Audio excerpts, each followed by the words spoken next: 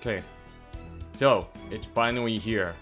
The Lostbelt 2, Götterdämmerung, just released it by today at like I think 4 o'clock a.m. today. And yeah, introducing 4 new servants, and then of course one of the freaking most of the people have been saving up for Scotty coming up in the 3rd anniversary, which is probably in July. And can't wait to see what's happening in Götterdämmerung story. And I've been mostly been skipping over my main account for that story on Götterdämmerung, just doing speedrunning. So right now for this part on my alternate account, I'm just gonna take some time and read it together. And also, please don't spoil me if you have beaten this chapter so very quickly. So please don't. Anyway, let's get into it. The Eternal Icy Fire Century Götterdämmerung.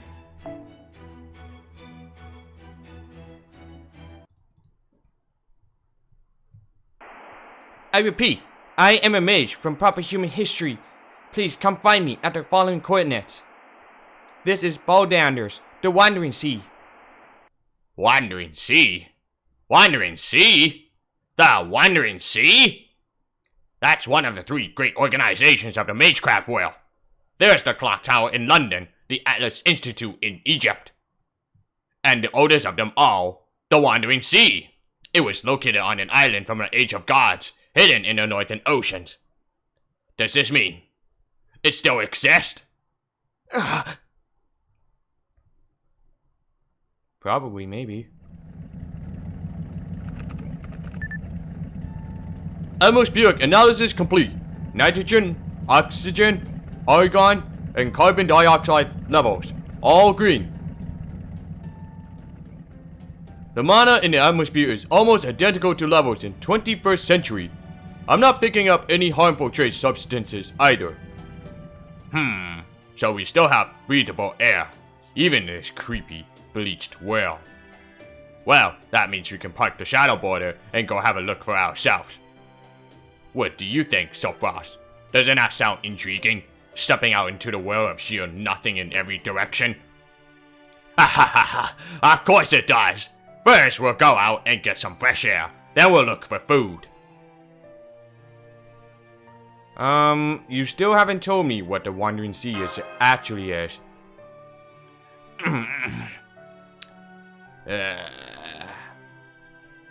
You don't know either, do ya? Of course I do, you dolt! Gorda Music is not a man to pretend to know something he doesn't. The Mage Association isn't a monolith. I'll have you know. Just because I used to work at the Clock Tower doesn't mean I've ever been to supposedly living Wandering Sea in the North Sea. Oh, so you've only heard rumors. I thought you were from some big, important family, old man. Don't you call me the double chin. If I must spell it out for you, then here it is. The Wandering Sea of Baldanders is the first enigma ever discovered in the world of Magecraft, and it will be the last to be puzzled out. It's an island so mysterious and full of mystics that even such a gifted mage of an incredibly prestigious bloodline as myself may not even set foot on it. It's true. That all fits with what's in Chaldea's database. It says that though the Mage Association has been around since the start of the AD era, it also split into 3 branches shortly after its inception. The mages who settled in London evolved with the times and focused on developing Magecraft over the course of history. That faction went on to become the Clock Tower, the largest and most powerful Magecraft organization in the world. Its members include the Animusphere family, the founders of Chaldea, and Mr. Gordov here. Quite so. Here in the 21st century, the Mage Association and the Clock Tower are all but synonymous. The next major faction is the Atlas Institute in Egypt. They are dedicated to perfecting alchemy. We actually infiltrated their headquarters once, during the 6th Singularity. It was a huge research complex, almost like a giant crypt, built deep underground. And as easy as it was to get in, it was hard to get out.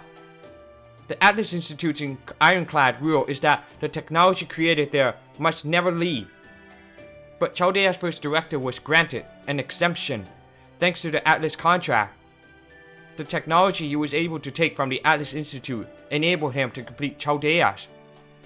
It was also the Atlas Institute that presented him with the Void Reality Observation Device, Paper Moon, one of the finest mystic codes ever made. Indeed, they seldom poke their noses out of their little hole in the ground, but I am told they do converse with lords, albeit as little as possible. They may be a heartless bunch who only care about weapons and technology, but they can be rather useful if you play your cards right. And finally, the last faction is the Wandering Sea, the Baldanders, said to be somewhere in the North Sea. However, the most I could find about them was a brief overview, even in Chaldea's extensive files. It said that their cardinal rule is to only recognize magecraft from the Age of Gods and refuse to accept any advancements or alterations urged by civilization. In essence, the ideology is the exact opposite of the clock towers. Indeed, refusing to accept progress in magecraft means refusing to accept consumer civilization. The Wandering Sea's philosophy of magecraft is fundamentally incompatible with modern human society. That is why they keep their gates firmly shut, and why they seldom add to their number. In other words, they're a bunch of old fuddy-duddies obsessed with magecraft so ancient it has to be measured with carbon dating. That said, they do open their gates just once every year to try and recruit promising new talent. But even among mages of the clock tower, the number who actually make it to the Wandering Sea can be counted on one hand. Do you see my point? I'm saying the Wandering Sea is every bit as secretive as the Atlas Institute, just in a different way. No one from the outside has ever been able to get the full story. The reason being, as the name suggests, the Wandering Sea is always on the move. Most who know of it believed it to be a floating island somewhere in the North Sea, but it is, in fact, the very opposite. The Wandering Sea's headquarters were built before the AD era began, and they never move at all. It is instead the sea in which they are located that moves around, a world unto itself in many ways. That is almost certainly why its location still remains a secret even in the 21st century. Land that moves around while placing mystic textures on itself. I see. That would make it its own independent singularity. It would also explain how it was able to escape whatever turned the Earth's surface into an endless white desert. All this time they've been turning their noses up at us, but the moment things go south, they don't have any issue sending us a distress signal. Some successor to true mystics they turned out to be. They should try making a page from our book. We're the ones who made it through Russia by the skin of our teeth, with no outside help. We're the ones who are currently flailing about with no plan. At least you understand the situation is still pretty dire, I guess. Given the present circumstances, it looks like the people of the Wandering Sea have decided to bend the rules in order to offer us a lifeboat. At any rate, Administrative Advisor Holmes, I have a question for you. I would like to be as certain as possible. What do you make of this? Can we trust that their distress signal is genuine? I'm afraid I can't speak to that. What do you think, Da Vinci? Could go either way from the look of it. This transmission isn't part of a clock tower standards, but its wavelength is pretty close to the waveforms the Atlas Institute uses. Since we don't have any data about the Wandering Sea ourselves, I can't really give you a definitive answer. Still, I can verify that there's definitely something to be found at these coordinates. Whatever their story is, if there's a magecraft workshop there, I'd really like to at least check it out. I know we managed to stretch things with the materials we got in Russia, but there are still limits to what the Shadow Border can do. What I really want to do is retune the whole frame from scratch, but I doubt we'll be finding much in the way of materials considering the entire world seems to be an empty wasteland. These coordinates from the Wandering Sea will put us in the seas west of Norway. We could go through the Scandinavian Peninsula, or turn north at Germany and cut across Denmark. We just left Moscow heading west, so it would take us a few days to reach them regardless of our route. assuming that the border can convert the mana in the atmosphere into electricity. That just leaves the question of food. What if we go to the Wandering Sea by zero sail? No zero sails. It's actually, no zero sails. As technical advisors, I expressly forbid it. Even if we are going to run into another one of those storm walls along the way, we need to stick to the surface as much as possible. But why? And did you just say there are more of those storm walls? Explain yourself, technical advisor. If there's another storm wall in our path, doesn't that mean running straight into another Lostbelt? We don't have any other choice, Gordon. Not with the two big problems we're facing. First, there's the small matter of the Wandering Sea living up to its name. These coordinates they sent us are all over the place. Literally, in fact, they're in a constant state of flux. Nothing definite or precise. With coordinates like these, it would be very risky to try zero sailing there with the paper moon. So until and unless we go to the Wandering Sea directly and forge some kind of connection to it, a long distance zero sail is out of the question. Second, and this is the real problem, we don't have the energy. Yes, Holmes so helpfully suggested converting mana into electricity as if it were a simple matter, but that can only get us so far. The conversion rate isn't efficient enough, so we end up spending more power than we can produce, which would make a long zero sail trip fatal. After all, no more power means no more working life support systems. And I don't know about you guys, but I sure don't want to be out in this bleached white world all by myself. Good point.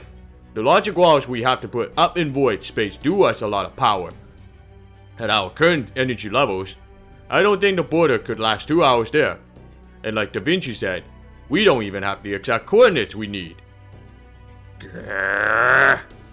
So what? Are you saying we need to enter another Lostbelt if we're going to reach this possible hope for salvation? Where is this new Lostbelt anyway? If we use a typical world map, then the entire Scandinavian peninsula is covered by one of these storm walls. Another half a day or so of driving, and you should all get to see the closest thing to the edge of the world for yourselves. I take that to mean this white, featureless crown will continue until we exit Russian territory then. At any rate, we have two possible routes to the Wandering Sea's designated coordinates. One that takes us across the Scandinavian peninsula, and one that brings us out to sea via Poland and Germany. Da Vinci, in your estimation, which of these gives us our best chance? Should we go by land or by sea? I think making a sea voyage would be a lot to ask up the border. We could perhaps get through the Strait of Dover. But to be honest, I'd rather we keep our distance from the British Isles, since we have no idea about the state of the oceans just now. So, what I'm saying is, I think the overland route is the best choice right now. Good grief. No sooner are we done with one Lostbelt than we're off to a second. Your thoughts, Mr. Frost? Are there any other regions we could cross? An excellent question. I want to know what's going on in the rest of the world too. What about Europe, for instance? The Scandinavian peninsula is the only place with a storm wall. I'm not seeing anything on the Greek side whatsoever. Also, I didn't mention this before because I didn't want to upset you, but I'm not seeing anything from England at all. We need more powerful observation equipment than what the Shadow Borders got to see what's happening with the British Isles. Grrr, so you're set on having us cross the Scandinavian peninsula then, aren't you, Da Vinci? Alright, we've come this far after leaving Moscow, so at the border's current speed, we should reach the peninsula in about 2 days. Very well then, use that time to make sure we're fully prepared. Manure, if we run into anything we could use to shore up our defenses along the way, take that opportunity to stop the border and ensure everything is in good working order. Da Vinci, you look after the little demi-servant girl. I can't have her falling down on the job. Holmes, come with me. We're going to the solitary confinement chamber. Solitary confinement? Mr. Gorda, does that mean...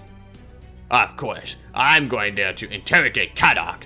He should be waking up any time now. It's time for me to put up my brilliant questioning skills to use. When I'm through with him, he'll have told us what the cryptos are, what Wodheim is planning. Everything! Mark my words! I'm coming too. Don't you look at me like that! You need the right people for the right job. I admit I may not be the best for interrogation, but you? Even less so. Don't you worry, Kadok may be something of a twisted little brat, but he's still a growing boy. Merely tempt him with food and he'll be putty in my hands. Trust me, one whip of my creamy carbonara will turn his complexion from sour milk to sunflowers in an instant. Worry not, Mr. Soprast. I'll see to that the interrogation doesn't devolve into violence. In fact, I have my own questions I wish to ask him. I have a fairly good idea of the crypto school now, and I also believe I know the extent of Kadok Zemlupa's personal knowledge. However, there are still two important things I know little about. The Tree of Emptiness and that serious light command spell of his. Granted, the latter is something Kadok merely mentioned once, and may not be that important. An emergency alert? What's this all about? I thought there weren't supposed to be any more Opportunity. We're not out of the Russian woods yet. Something's approaching us at high speed.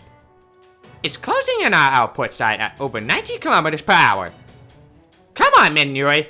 Floor it before it catches up to us. I can't! We're just about to go uphill! The border can't go any faster! Oh crap. I'm picking up a heat signature too. It's an RPG! Impact in 3, 2... I felt that! Please tell me that wasn't direct hit, Da Vinci! Damage report! Is the engine intact? Are we going to have to bail in the middle of this race? I'm sure the damage is negligible, and our armor is still perfectly intact. We shouldn't need to do more than wipe off the scorch mark. The Shadow Border's armor is a composite of cutting-edge technology and magecraft theory. Normal weapons can't even scratch it. That's not what I'm seeing, Holmes! That blast took out one of our armor plates. Another hit like that, and we'll be in deep shit! Huh? Really? Some great detective you are. Then that means... I remember now. This is the same sort of explosion I felt way back.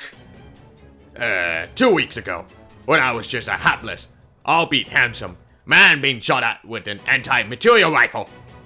This can only mean that Konyanskaya is back to finish the job. It really might be curtains this time. Woo woo! Spare us the trip down memory lane, old man. Come on, Holmes, do something. Right, my apologies. I'm not used to eating crow. Evacuate all staff in the port side hallway to the engine room immediately. Miss Culey and I will go and deal with this attack. On that note, Miss Culey, I would like you to put up a magical energy barrier in the internal hallway so as to fend off a possible second round. I trust you're alright with that, so Frost? I am. Go for it, Mash. Don't worry, Senpai. I won't let them put up one more scratch on the border. The hostile entity should reach the border in 50 meters. Putting up visual now. Grr, they must think they're hot stuff. Their vehicle must have impressive suspension if they're heading straight at us, though. I didn't think Russia had any race cars like that around. Alright, where are you, you little leftover Opportunity? Let's see what you look. What the actual hell? That's not a vehicle. It's a person. Someone is approaching on foot. Wait, that silhouette. Fucking Yokobe Shonen. Clergy vestments and a Lostbelt servant reading. It's that priest, the one who calls himself Metropolitan Marcarius.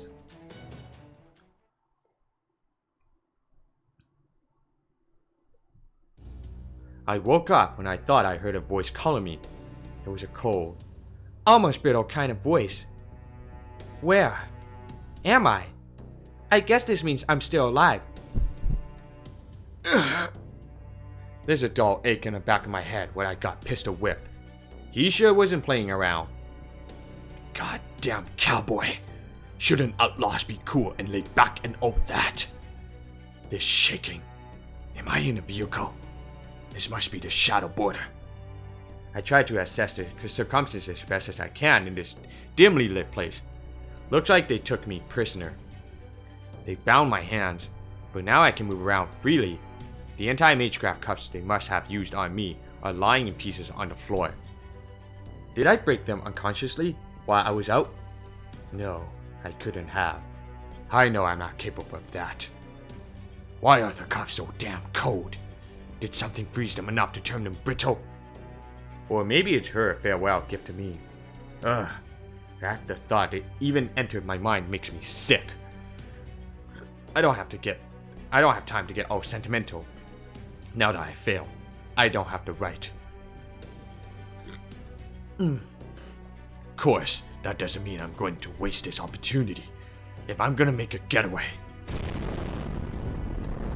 Is someone attacking the shadow border from the outside? But the only ones who would do that are the cryptors. Does that mean someone's here to rescue me? No, there's no chance of that. They're here to shut me up. There's no other reason anyone would waste their time on a loser like me. Alright, I can't just sit around and wait for them to kill me. First off, I gotta find a way out of here. After that, who knows? Escaping's all I can hope for now. Once that's done, I'll just have to see where the winds take me.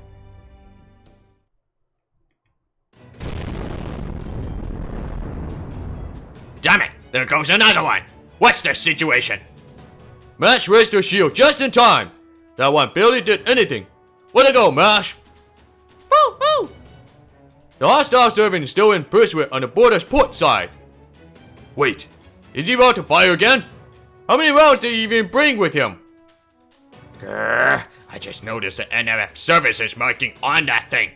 It must be one of Konyanskaya's weapons. No wonder it was able to damage the magecraft armor. That said, it looks like that priest is all sermon and no rod, like pearls before swine.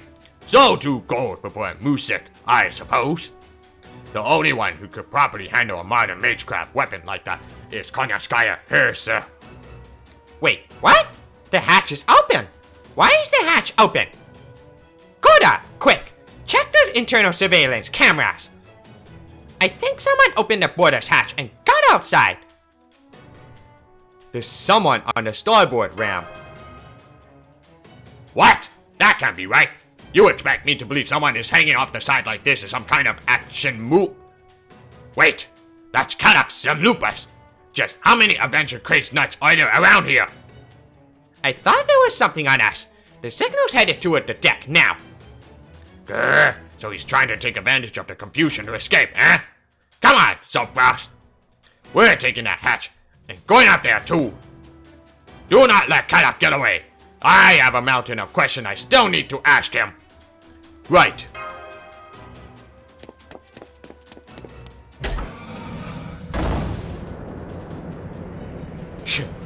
You, huh? Figures you showed up. You're looking a little less dazed now. Glad to see you're back to your usual happy-go-lucky nonsense. Yeah, Paxi snapped me out a bit. I see. So that's Yaga's dead now, huh? I would have won if not for him. Guess that stupid speech of his was potent shit for you. He was a thorn in my side, but even I gotta admit he was a hell of a guy. I won't repeat the mistake of writing someone like him off as a loser. Enough chit-chat already, some loopers!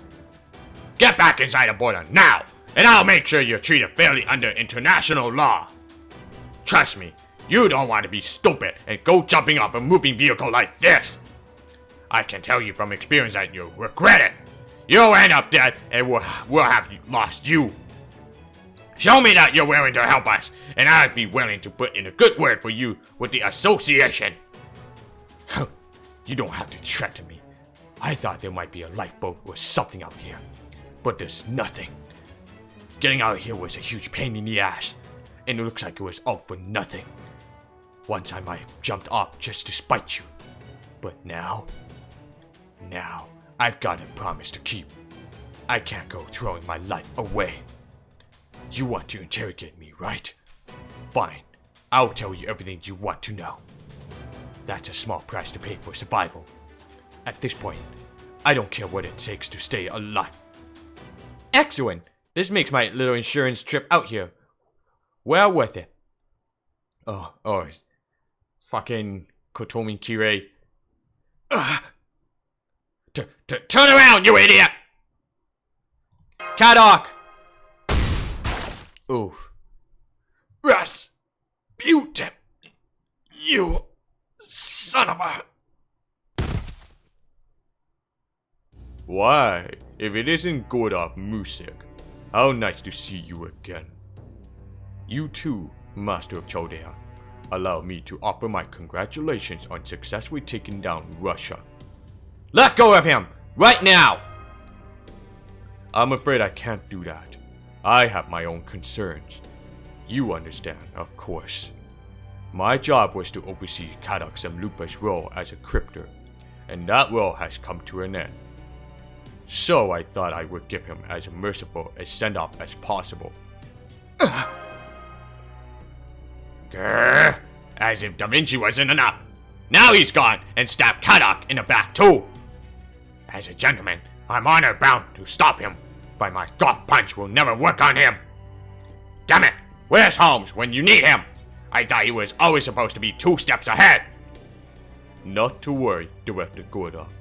Eliminating all of you isn't in my job description. Russia is currently my sole jurisdiction, you see. As such, I needed to handle this before you left the area entirely. I hope you can forgive the necessity of my resorting to such drastic measures, unbefitting of my age though they are. I'm afraid I lack Konyaskaya's ability to move between Lostbelts. I'm limited to getting around the same way you do. As a middle manager of sorts, I'm not able to go to the next Lostbelt without the Foreign Guard's permission. Foreign Guard? Intriguing. Would you be so good as to tell us more, Metropolitan Macarius? I'm sorry I'm late, Master. Huh? Kadok? Now then, I'd best be on my way. I hope you won't mind my saving the answer to your question for our next meeting, Sherlock. Oh, but before I go, I would at least like to put a stop to this false name you've been using for me. My true name is Rasputin. Grigory Rasputin. That said, I confess that this beer urgent doesn't belong to me. I'm simply borrowing it from a dead man. I deduced all that long ago, my dear priest. My concerns are more fundamental in nature. Where did you acquire that dead man? In proper human history, Kotomi Kirei's body was cremated. So, how did you come to take possession of a dead man without a body? Oh, I'm sure you'll figure that out sooner or later, Sherlock. That is, after all, what you do. You once called the incineration of humanity a mythological murder case. In which case, go ahead and label this attack the same way. Ask yourself who committed this crime and how. Once you have arrived at that answer, we will meet again. When that day comes, I look forward to you accusing the culprit in person. Father Kotomi! Rasputin has made off with Kadok. What should we do, Senpai? Maybe we turn the border around now. Don't bother. We'll never catch up. And we can't risk going back to Russia. We'll just have to give up on interrogation Kadok and Lupus. This was my fault. I should have considered that someone may pursue us. Aw, that sucks big time. Damn it.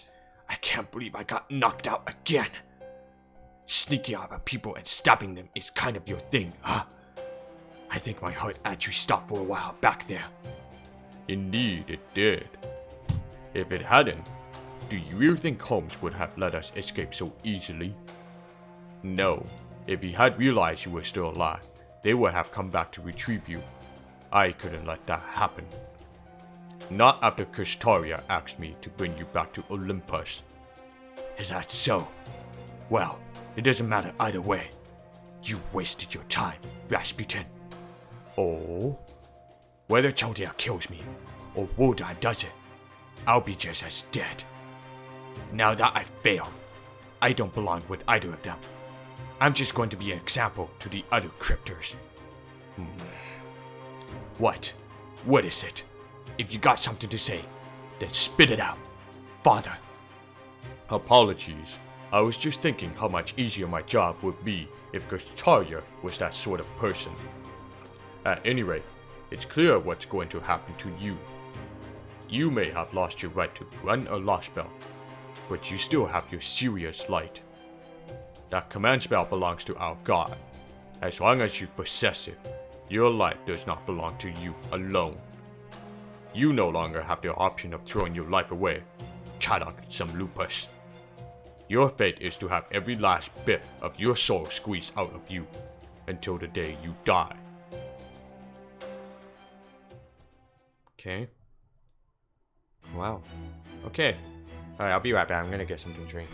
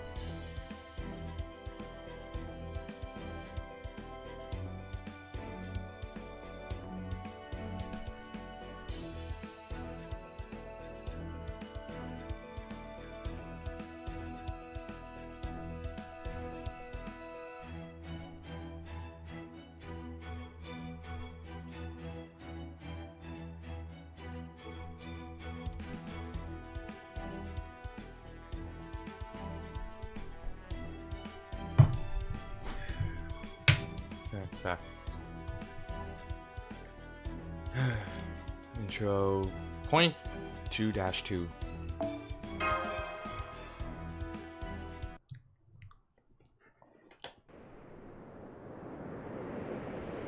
It's been 2 days since Rasputin, his pseudo-servant, attacked. The Chaldeans are currently on their way to the Lostbelt in Scandinavia. Everything is so white. The words blank slate have never seemed so appropriate. It's like the entire surface has been reset. Nothing but pure white wherever you look. Everything is gone. Nature, civilization, even the flora and fauna have completely disappeared. No, not disappeared. It's more like they've all been pruned away. All there is to see in every direction is a pure white plain, though there were a few topographical exceptions along the way. It looked like the remains of some buildings, but they appear to have been warped by extreme heat, or destroyed in some kind of shockwave. Whatever the cause, upon closer inspection, one could see that these had once been man-made of structures of some kind. This led to Sopros and his allies stepping out of the shadow border to investigate further. The atmospheric composition was normal, the air was breathable, and the gravity was the same as before. There was no need for a hazard suit or a space suit or anything of that sort. Good thing you didn't have to get all dressed up like an astronaut, huh? Said Leonardo da Vinci with a cherubic smile. Look, Senpai, you can see them up ahead. Buildings. What the hell is that? It looks like even the buildings have been bleached. That explains why we couldn't see them at a distance. Those are buildings, right? If there aren't any survivors here, we should bring them back to the border as soon as... She trailed off all of a sudden, probably because what she saw was beyond anything she could have imagined. No one could blame her. Anyone else would have been agape at the bizarre sight before them. The color had been drained out of everything. Some parts of the buildings even looked as though they had been rubbed away with an eraser. The whole thing looked like some bizarre postmodern art exhibit, and was made all the more baffling by being in the middle of a bleached desert. There were no signs of life anywhere, not even the remains of what had once been alive. It all looked so sterile, especially for ruins. It was the sort of things you'd only see in dreams. Everyone back on the border seeing it on their monitors must have thought they were looking at footage from an alien planet. Let's go in. There might still be something inside. Earth had changed. It had been completely bleached. A planet now totally devoid of life, with the exception of the Lostbelts. But even when it had been reset to a blank slate, there were still some places, some buildings, some life forms that had survived. Chaldea decided to call these remnants. Today was the first contact they had with these sorts of remnants. These buildings that had been left behind on this newly blank Earth. Despite the new director's pessimistic outlook, the other staff couldn't ignore the possibility, however slight, that there might still be other survivors. But even though they never did find any other people, their investigation wasn't for nothing. Because they did find signs of life, signs that someone had survived all this and had been here before them. Here, near the Scandinavian Lostbelt, in what used to be Helsinki, the capital of Finland, were signs in these buildings that someone somewhere was still alive. Signs that someone had been living here for days, weeks, maybe even months. Empty bottles, piles of canned food, the remains of a communication device that someone had clearly spent a great deal of effort trying to repair. There was even something that looked like a doll lying on the floor, a sign that a young child had been among the survivors. And above all, they found something that had clearly been left behind with intent. According to this journal, it looks like somebody was here as recently as 2 days ago. The last entry is dated the day before yesterday. It looks like there were 6 survivors at first, but over time, their numbers gradually dwindled until... In the end, whoever wrote this journal must have been the last one to disappear. Where could they all have gone? Unfortunately, though whoever wrote the journal had excellent penmanship, it was in a language that Sopros could not read. It could have been Finnish, or maybe Swedish. Either way, it may as well have been Greek to Sopros. Why did this happen to our planet? why do these invaders from another world hate humanity so much? If nothing else, those final questions written on the last pages were clear. Why? Why? Why? That is all these people could ask, even as they were wiped away, almost as though they were being punished for seeking meaning in their krises. It's time, Master. Let's head back to the border. We're almost to Sweden now. You should rest up for the coming battles. As they left the remnants behind, one thought haunted each and every one of them. Nowhere was there so much as a trace of blood, a hint of violence. Soon, the shadow border will enter the second Lostbelt. Will it be a hellish wasteland inhospitable to life? Or perhaps...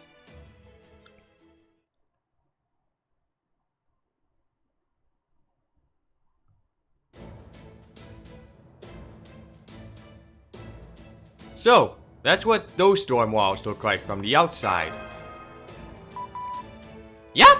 Finally about to take the plunge into the Scandinavian Lostbelt. And not because we have no other choice, like with Russia. This time we choose to do it ourselves. As you all saw, there's a tree of emptiness here as well. Though at this distance, it looks more like a faint pillar of light than a tree.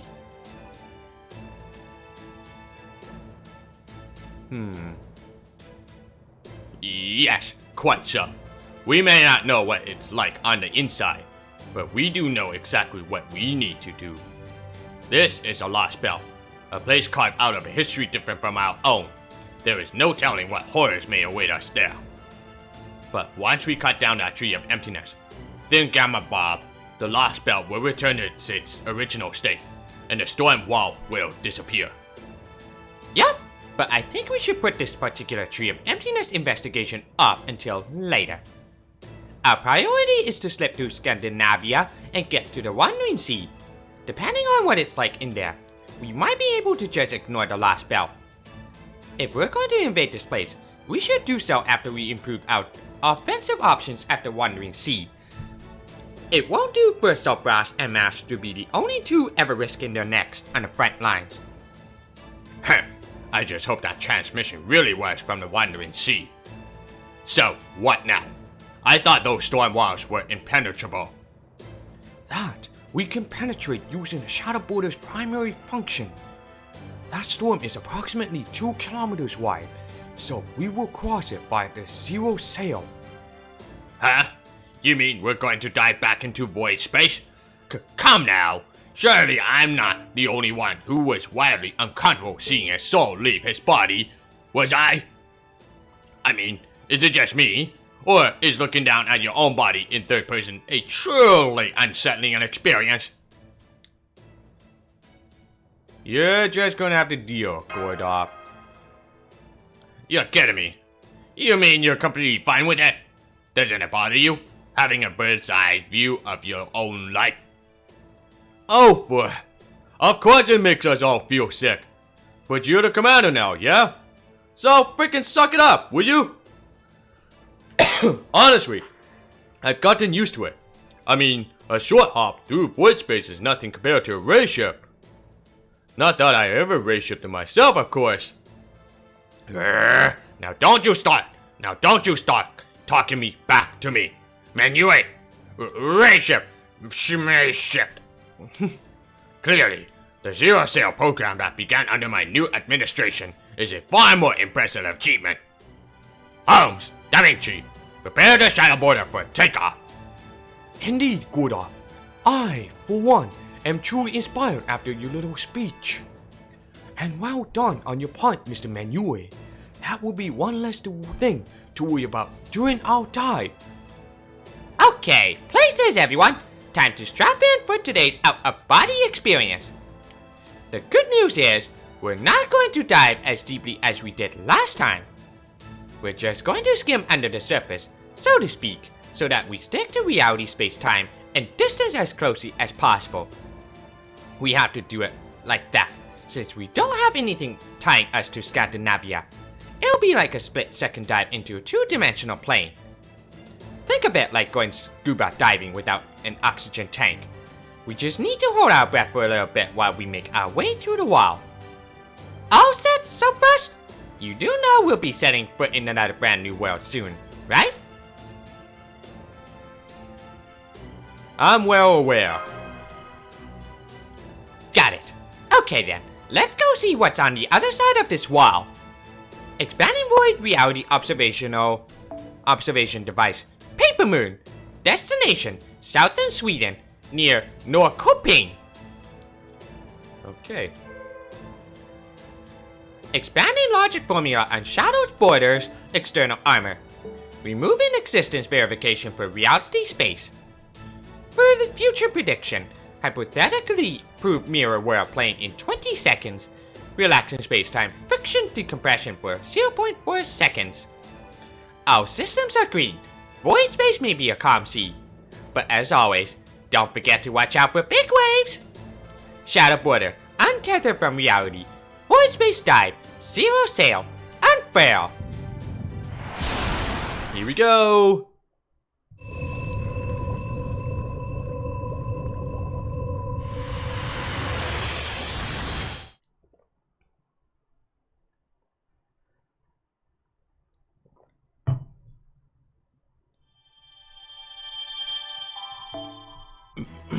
Alright, Assault of the Demonic Sword beginning. Let's do this.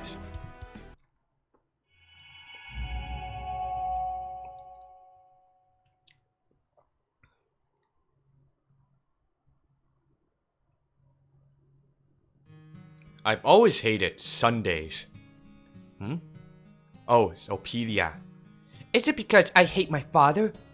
No. Is it because I hate my mother? No, it's not that either.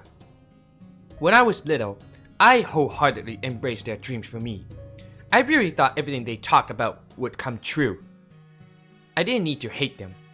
I didn't even need much in the way of paternal love from them.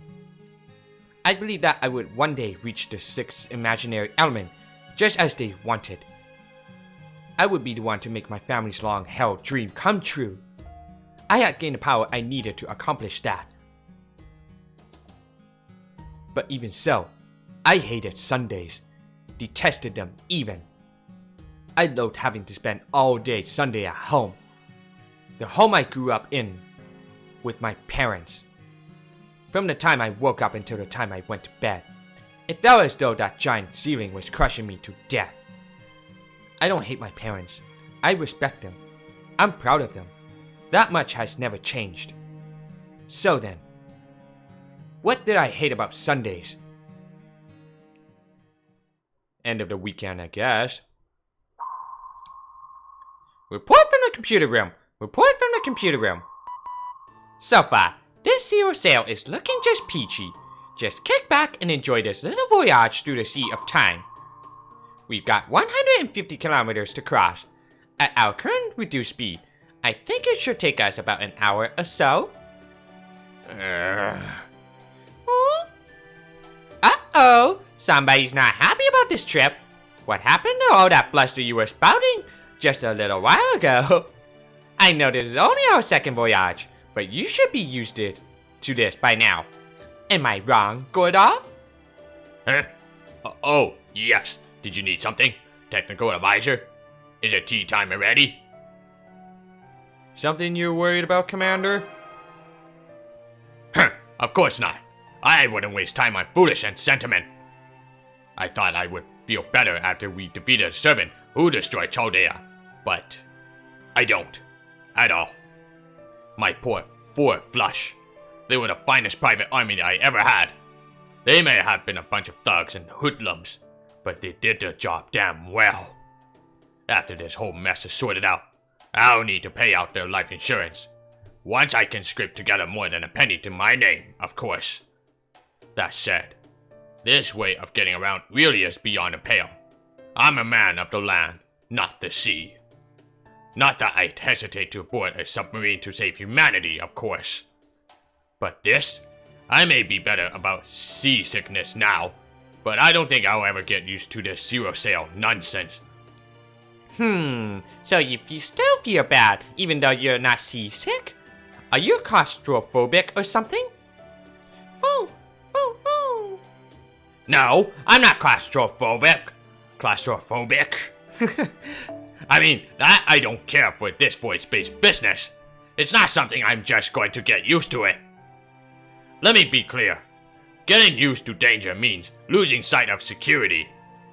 Oversights, betrayals, bankruptcy, victories getting revoked by judges. All those sorts of retribution stem from carelessness and arrogance. You can't assume everything will be sunshine and roses just because things happen to go your way once. Not to mention, verifying the existence of a voice base may be a great feat. I'll admit, but be honest, you still don't have a clue what it even is, do ya? Well, no, not really. I make a rule never to get on any machine I can't drive myself. And yet... void space is something only a tiny handful of mages have ever so much as touched. Just thinking about floating around in there makes me... Oh no, I think I'm about to be sick. You say that, and yet your complexion tells me that you're feeling just fine. Gordon. No, Mr. Gordon. I admire your gumption. The rest of the staff are equally versed in science and magecraft, but you, Director, are a mage's mage. That is why traveling to void space puts you so ill at ease. You are keenly aware of both the benefits and risks posed by the zero sale. Yet despite that, you are doing your utmost to remain calm and collected.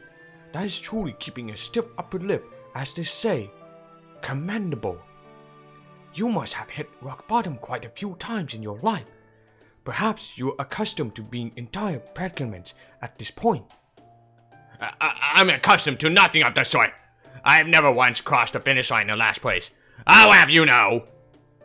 Cross the finish line in last place? I've never heard an expression like that before, Director Gordov. Well, of course you haven't. Once you get to be a man of my caliber, Miss Marsh, even the expressions you use take on a special life of their own. That's the first time he's ever addressed me respectfully.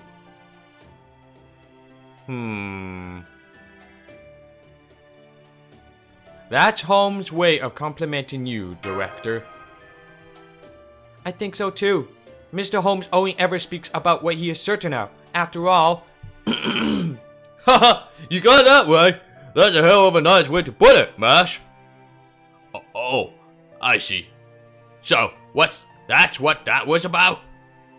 If you both say so, you may be right. Woo woo! By the way, technical advisor, what's our initiatory for this voyage look like? Huh? Director Gordov, Da Vinci just briefed us about that right after we arrived in void space. Maybe he blacked out after we started the zero sale? Oh. I'm so sorry, Mr. Gordov. We had no idea you had lost consciousness with your eyes up. What? Calm now, don't be absurd. I've handled the G-forces from accelerating to over 250 kilometers per hour. I'll have you know. I say, what about you, youngster? Yes, you, Soapfrost. Your file said you frequently fall into REM sleep. I believe it even said you could do it standing up, if I'm not mistaken. Is that some special skill of yours? Uh-oh, typo spell right there.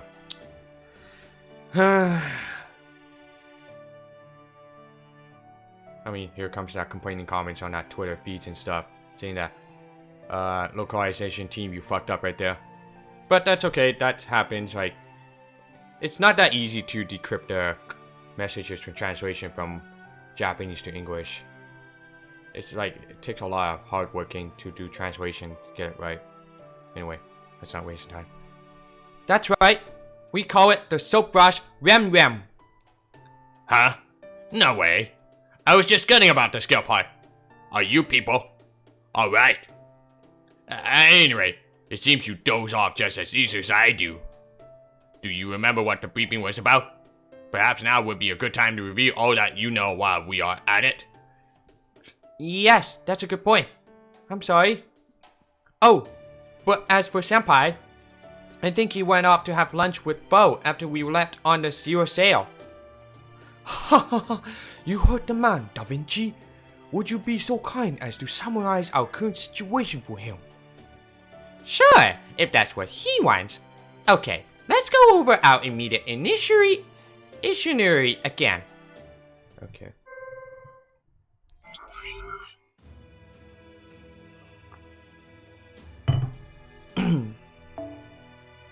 We just entered the Scandinavian peninsula, right around here. At the moment, we're still diving through the storm wall. On our current route, we should then emerge here in northern Europe, at the southern part of Sweden. It's only a 10-kilometer trip, but since we don't have any connections to Scandinavia, surfacing at our intended destination will come down to a combination of a dice roll and my navigational genius. And since I got my hands full making sure our coordinates don't go fluctuating all over, we have no way of knowing if there will be any hostile entities on the other side. So be ready for an even rougher emergence than the one we went through in Russia. So in other words, entering one of these lost belts inevitably comes down to the luck of the draw, eh?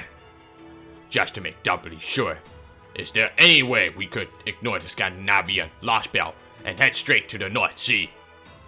Certain conditions need to be in place for us to emerge inside the lost belt, right? Then why go out of our way to do that? Even if we don't know the Wandering Sea's exact coordinates, if we can just get to the North Sea... I know, but I'm afraid that's just not possible. We're currently skimming right next to the border between reality space and void space. Skimming, I guess. It's the only way we can peek into reality from void space, which we have to do if we're going to emerge somewhere we lack a connection to. In addition, the amount of power the shadow border consumes in this mode is directly affected by the amount of real-world distance we travel. I mean, it would have to be, given that we're following reality so closely.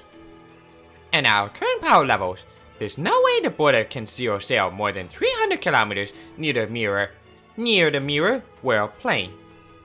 So we have to emerge in the Scandinavian Lost Belt if we're going to stock up for the journey to the Wandering Sea. I see. This zero sail business sounds good on paper, but it certainly has more than its share of drawbacks, doesn't it? Basically, if we want to go diving and emerging wherever we like, Yes? well, we can't. Neither the border nor myself are up to that. At least not right now. Sorry, Gordy.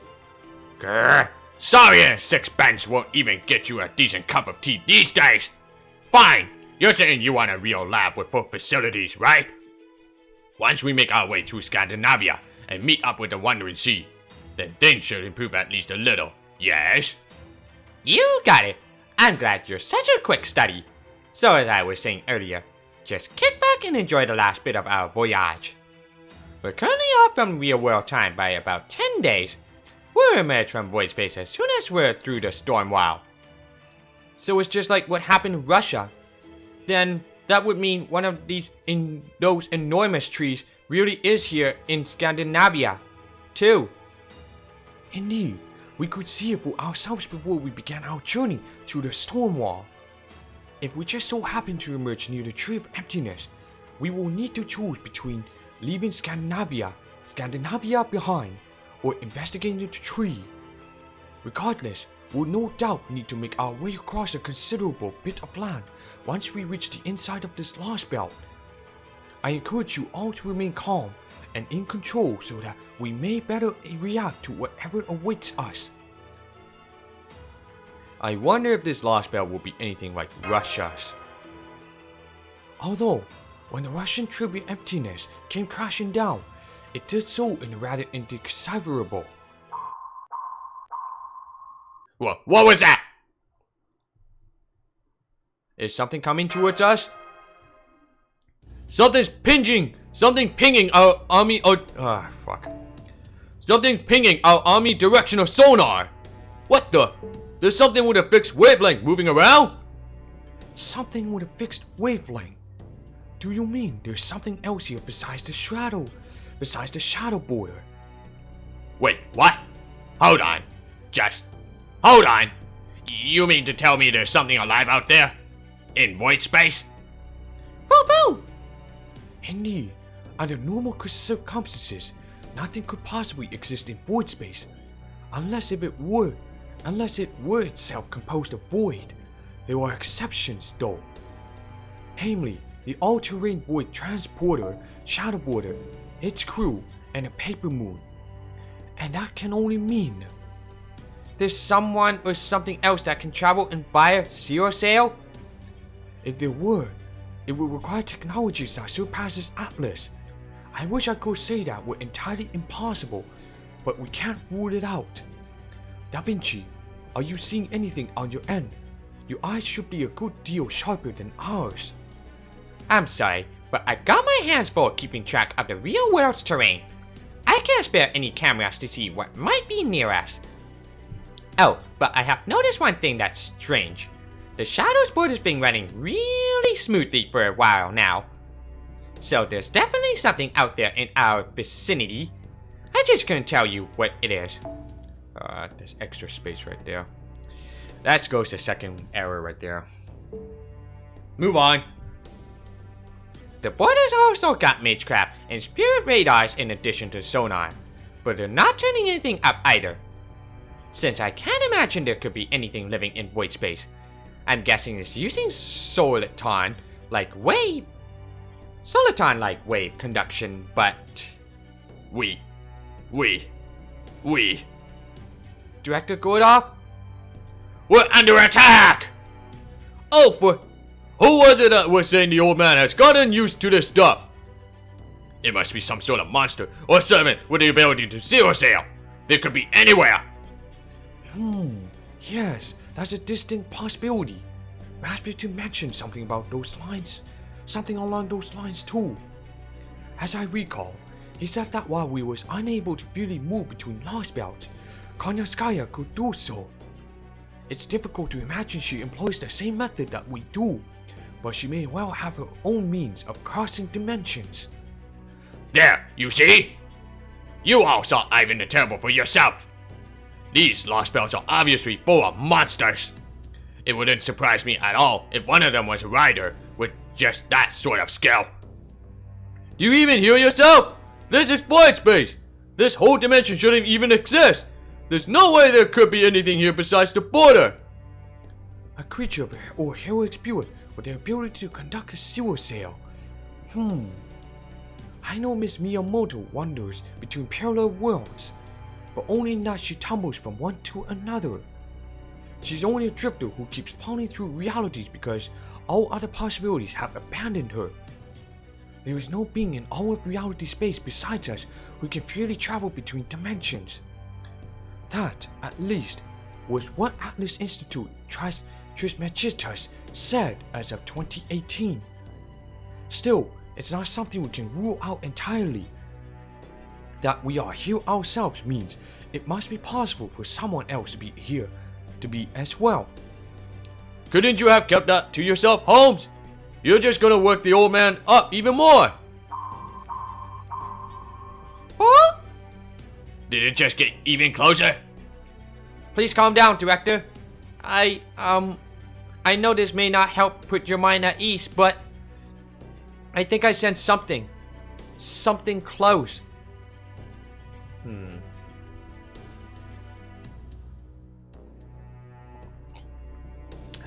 What is it? No, I don't think so. But strangely enough, I also don't think that whatever it is malicious. In fact, I think it might even be kind of warm and comforting. Oh, come now. That's standard demon operating procedure. They bait their hook with kindness.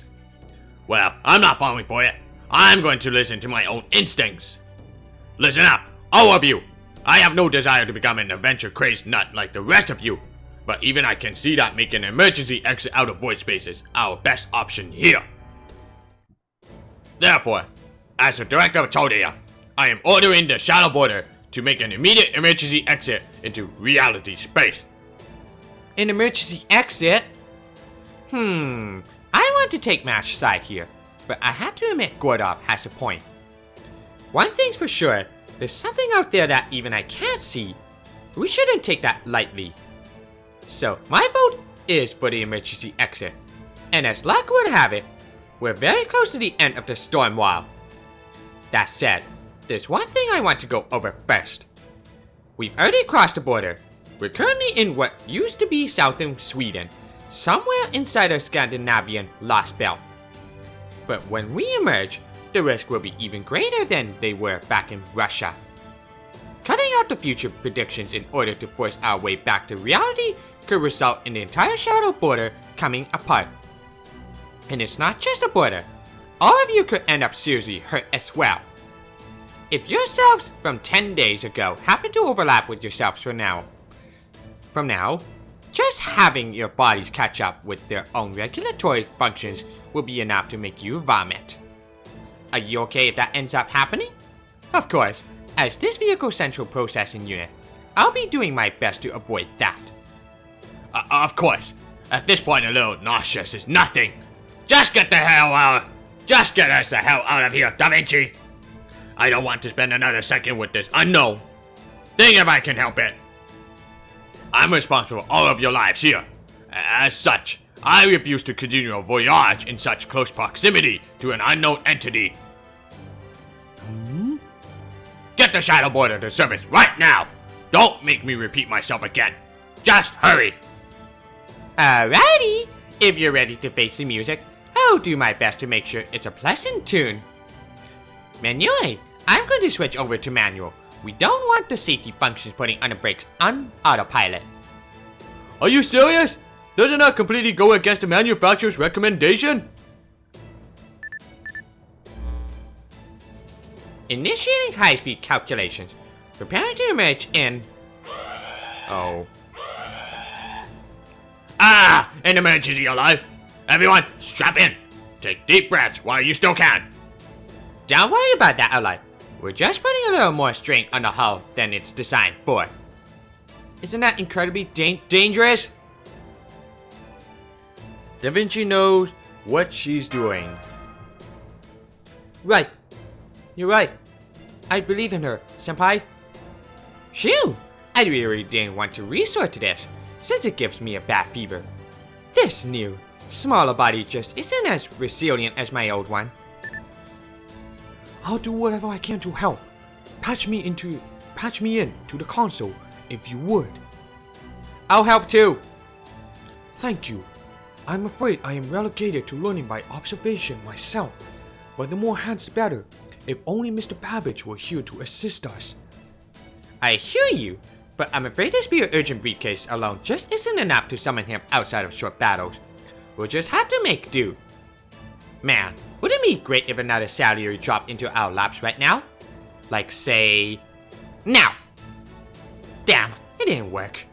Ah well, worth a shot. Guess we're on our own after all. Alright then, let's do this thing! Activating Paper Moon. Initiating planet navigational chart plus minus convergence. Commencing shadow border stalking sequence into reality boundary. Disengaging mirror world plane voyage.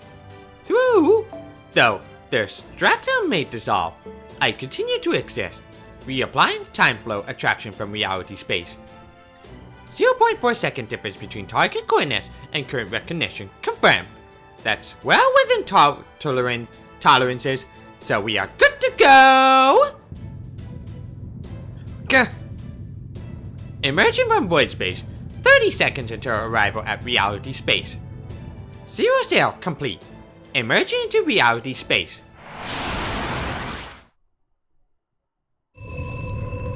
Alright.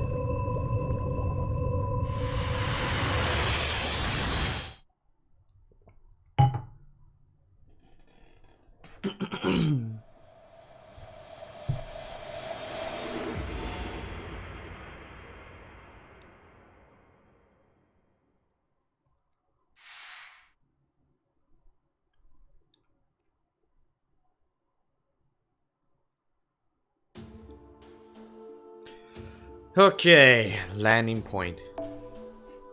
First battle with Berserker. Right. Let me see this thing. Where is this?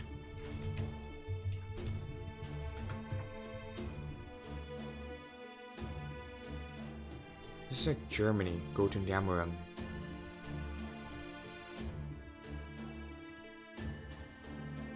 It is German. Okay. Let's check it one more time. Okay.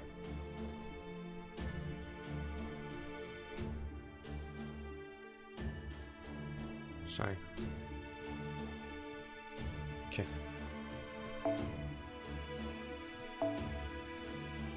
Oh fuck, man, are you serious?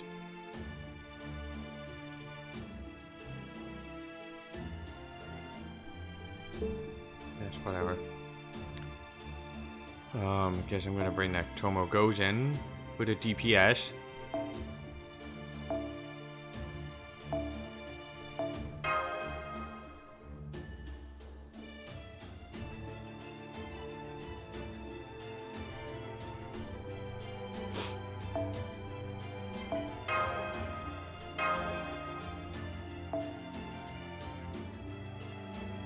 Oh, this is cool. The Mystic Codes. They're better looking.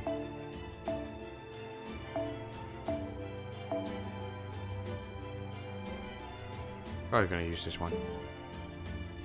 Here you go.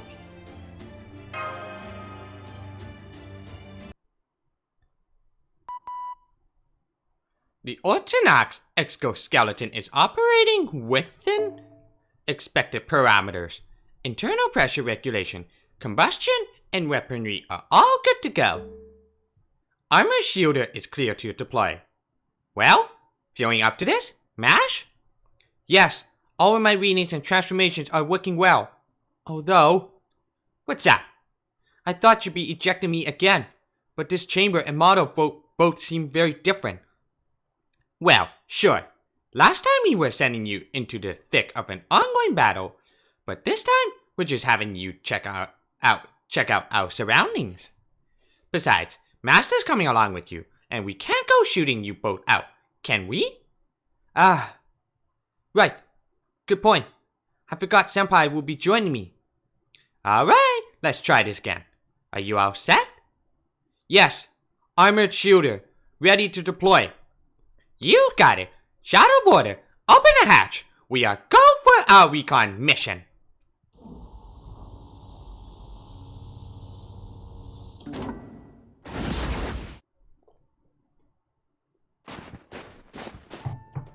Senpai.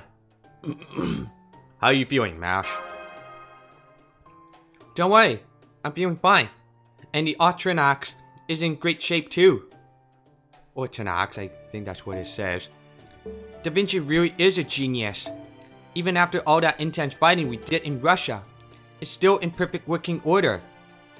Thanks to that, I should be able to use all of my power at any time. All that aside, this place is very snowy, isn't it, Senpai?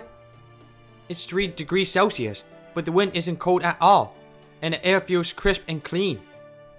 It feels like a real winter wonderland compared to Russia. I'm sure the temperature will drop to well below zero once night falls, but right now, I'm just enjoying how peaceful it is.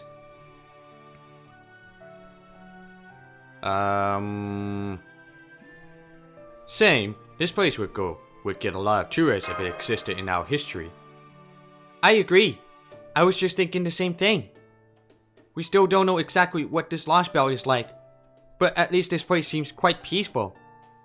It's enough to make me hope that maybe not every Lostbelt is dangerous.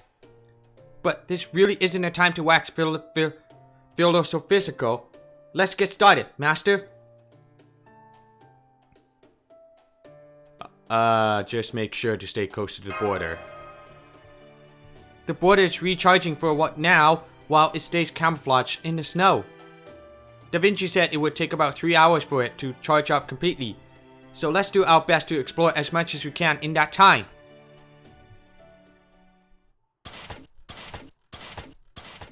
Okay, we've reached the top of that hill.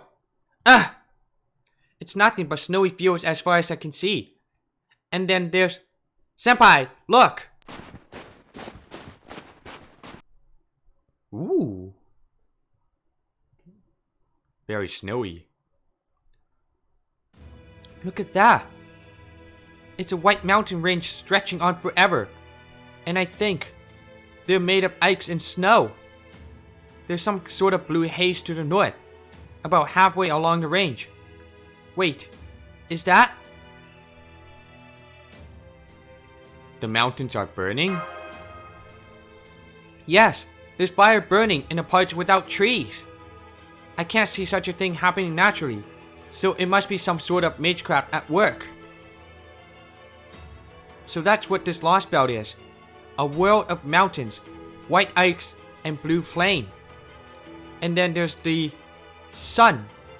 It's much too big to be the sun, though. Ah, yes, right there. This doesn't add up. I've heard parts of Scandinavia can get almost no sunlight for months at a time.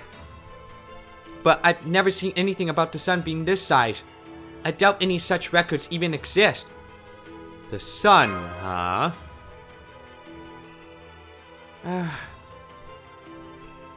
And another thing, I don't see the Tree of Emptiness anywhere.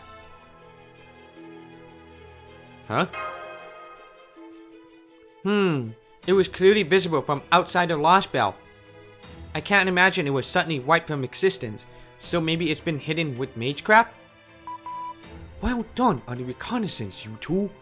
We finally had a moment to catch our breath here. Holmes! It seems you were about 500 meters away. Well chosen. That's just about the perfect distance, since you were still unable to detect hostile entities. Thankfully, our emergency exit didn't strain the border as much as we anticipated, but I'm afraid it's still not going anywhere for the time being.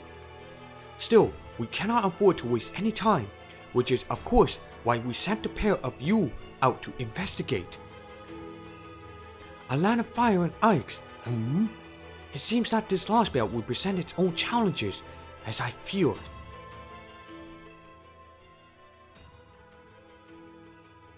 That's all we can see from here. Thank you, just the same. We have a faint visual here as well. The sun does indeed appear to be far larger than is normal, but it should be tens of billions of years before it reaches this size. We still don't understand how drastically a Lostbelt can change its environment, but if this one has transformed our sun into a red giant, without the case, forget the ice and snow. The whole world would be a scorched desert. Miss Kueller may be able to survive such an environment, but Mr. Sophraj most assuredly would not. Yes, which means that may not actually be our sun. So it may well be something that looks like the sun, but in fact is not. I don't recall anything along those lines in Scandinavian or Germanic folklore, but I'll take another look just in case. Those flames don't look like your typical forest fire. That would be because they aren't. Take a look. Nothing is actually burning. I'm not sure how it works, but the fire appears to be something entirely separate and floating above the mountains. Mysterious, to be sure, but there is little cause to doubt this phenomenon is the result of some form of magecraft. Whatever it is, it must be the work of a cryptor or a Lostbelt servant. That I can say for certain.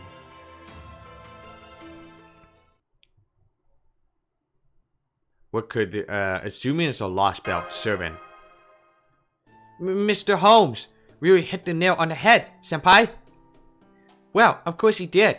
He's famous for always finding the truth of any situation right away.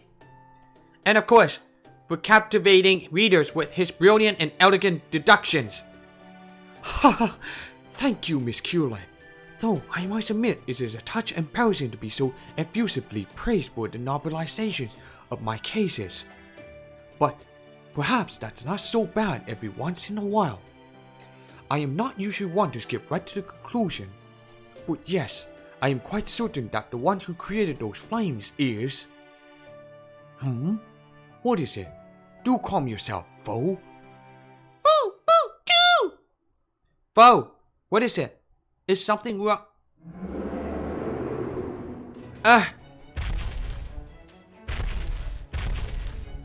Master, get behind me! We've just discovered an enormous humanoid creature. An enormous humanoid creature, you say? I see. That is troubling. Most troubling indeed. He appears to be about 5 meters tall. His arms are also very long, and he's wearing some sort of mask. I think he's speaking a language of some kind, but I can't make out what he's saying. It sounds more like an animal howling than any language I know of. Hello? Bonjour?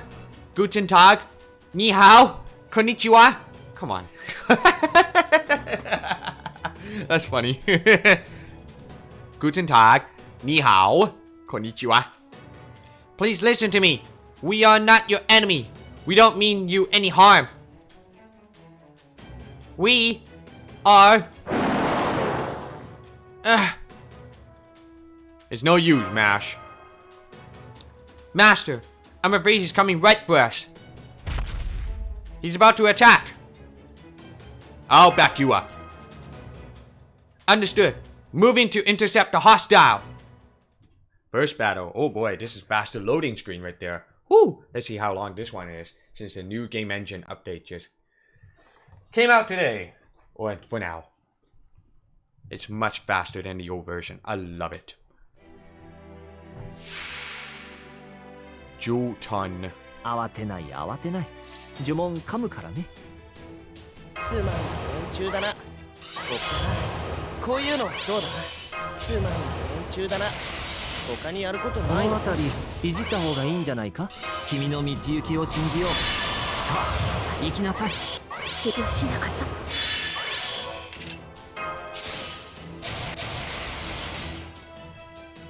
ご加盟のままにさよはい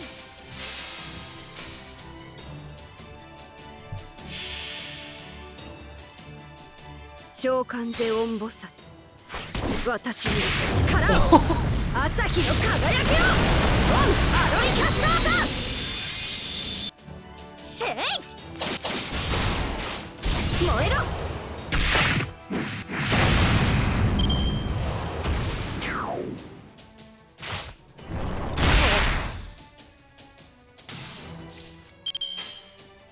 行くぞお任せくださいさようですか罠だはっ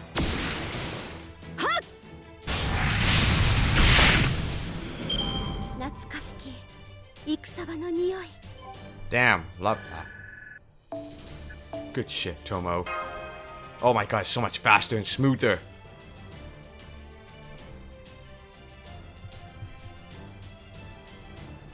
Okay, I think I need to turn up a bit of a louder for game volume. It's so quiet, I can barely hear it. Game options. Whoa, too loud. Holy fuck. I think that should be good. Alright, next one.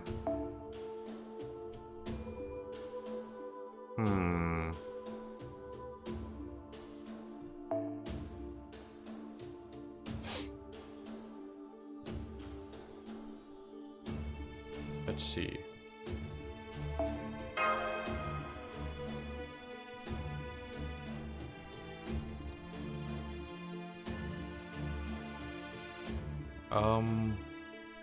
Hold on a second, let me check on that shit here.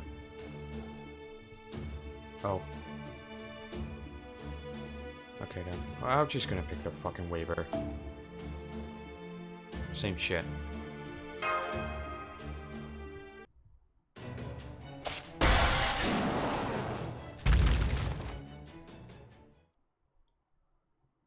Okay, hang on. Let me turn up the thing here. Okay.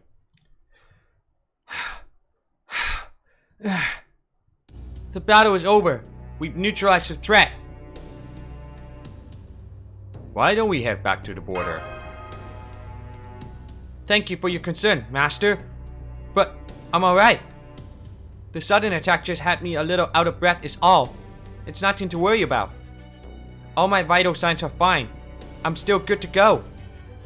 I'm doing my best to analyze the recording and battle data now, but at this point, I can only say that the creature you fought is like nothing we've seen. Neither heroic spirit nor a demonic beast.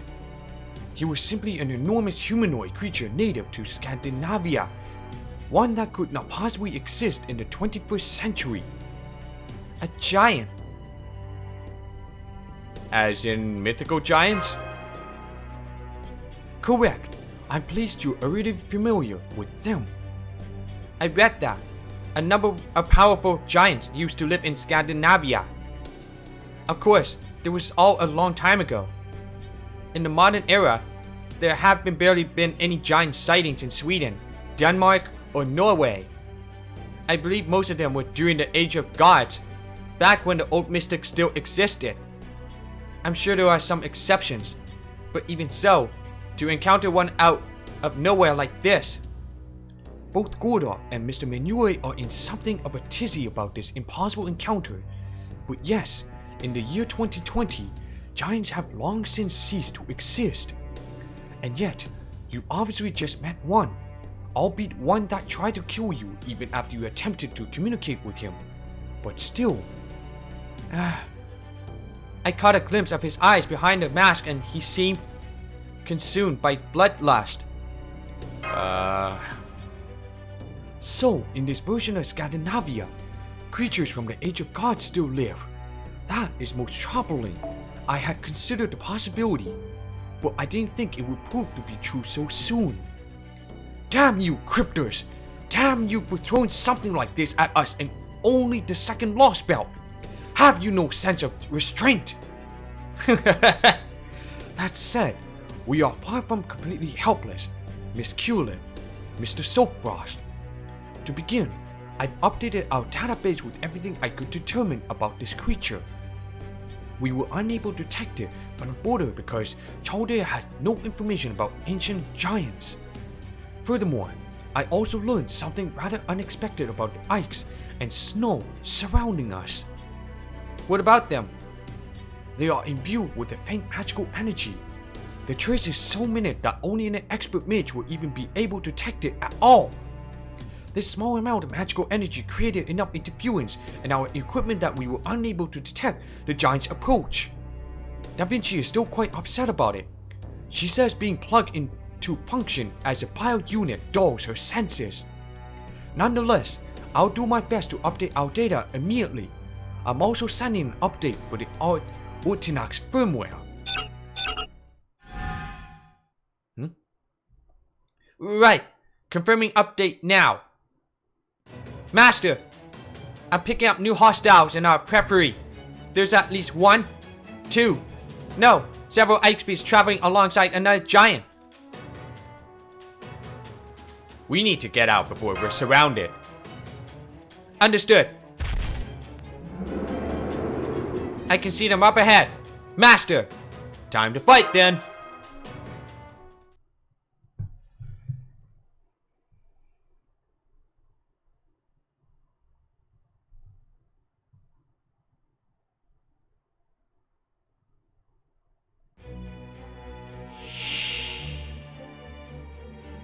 戦闘か。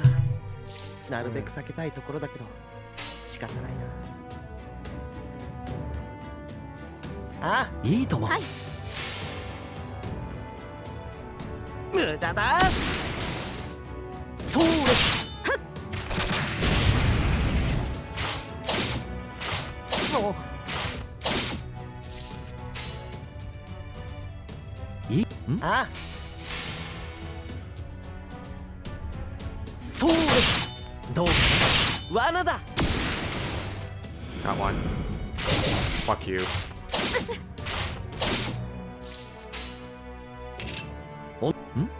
ああ。何？サービスだとも。こっちのが得意でね。罠だ。もう。Do I fucking hate this? Just happened. お任せ。夢のように片付け。じゃあこういうのどうだ？全ては僕の思うお任せください。ってね。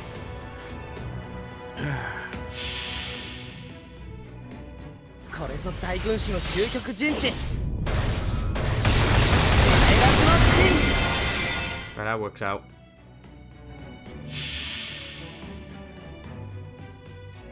星の宇宙に物見の楽園の端から君に聞かせよう。罪なき者のに通るがいいガーデン・オブ・アバロン。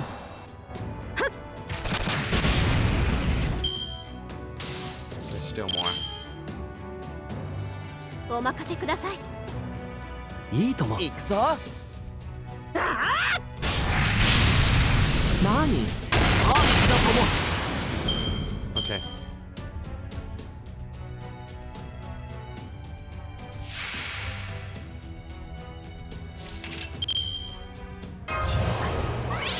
静かしなかさ。君の道行きを信じよう。さあ行きなさい。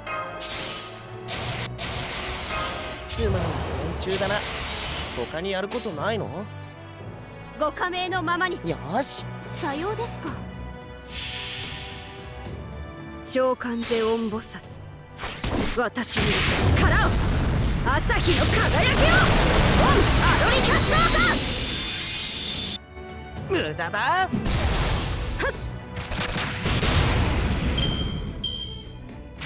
うわっ。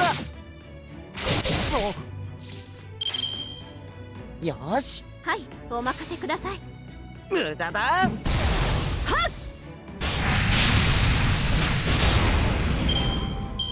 懐かしき戦場の匂い。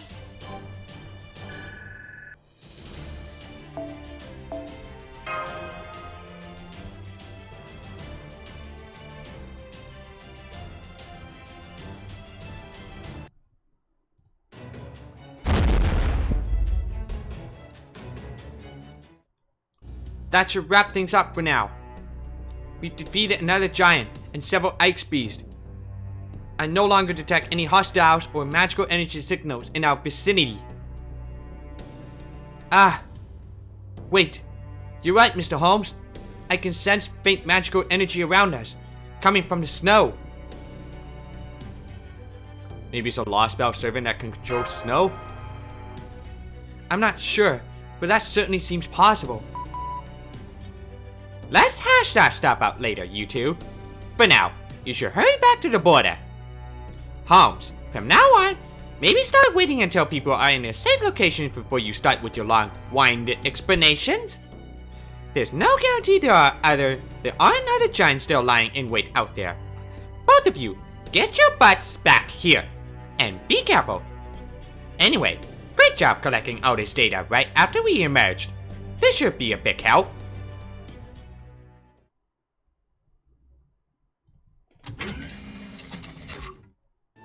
Oh, good. You're back. Welcome home, you two. It's good to be back. The Ortonox is working wonderfully. Thank you again for that. Glad to hear it. Gordov's having a little rest. Said he was having a nervous breakdown or something. I guess the emergency exit was pretty hard on him. Guess all that worrying he did about scouting out our surroundings after we emerged was for nothing. I wouldn't say that. He's trying to keep us safe in his own way. Naturally, his primary concern is his own survival, but that's still an important part of being a leader. When things get dangerous, you snap to attention. When things get dicey, you get right the hell out. That's how things are supposed to go. But the further removed the higher-ups get from their action, the softer they get when it comes to making those calls. So in that sense, Director Gordov is exceedingly good at his job.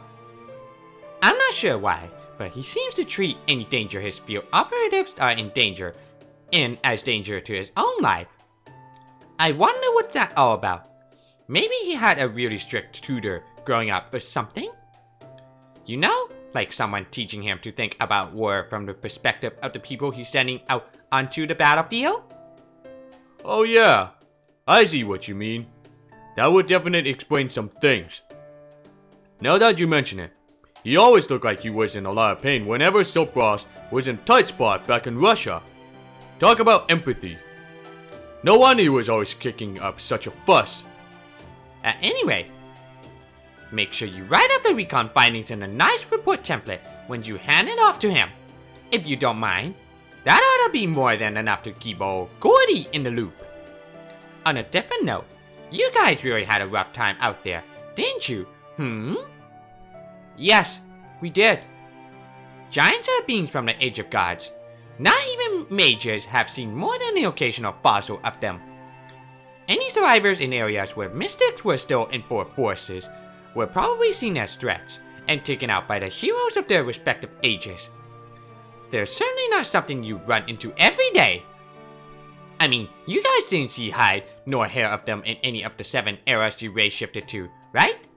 Not even in the actual Age of Gods? And now we just happen to run into not 1, but 2 in modern day Scandinavia? I believe those giants you encountered were Jotnar, members of the Jotun race of giants. In the Age of Gods, the Norse world was composed of 9 realms. One such realm was Muspelheim, the land of flame.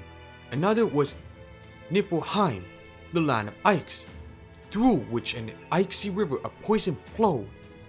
When these 2 realms collided, the poisonous frost melted. Then, when it was exposed to Muspelheim's heat grew in the tremendous giant. This was Ymir, said to be the ancestor of all Norse giants. The race of giants that went on to spring forth from Ymir's bodies were called Jotun, the forest giants. These giants were truly beings belonging to the era when gods walked the earth. At times, the Jotnar would mix with the Norse gods, giving birth to new gods and giants alike. It's said that the surviving Jotnar eventually fell out of mythology and went on to become trolls. But what you 2 saw today were no trolls. They were most definitely Jotnar.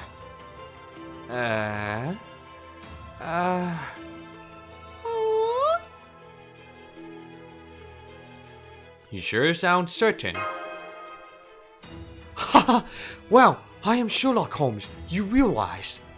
I am the one who finds the truth, regardless of my spirit urging. I believe I said as much when I introduced myself. No, sorry, I'm just having you on a bit, you see.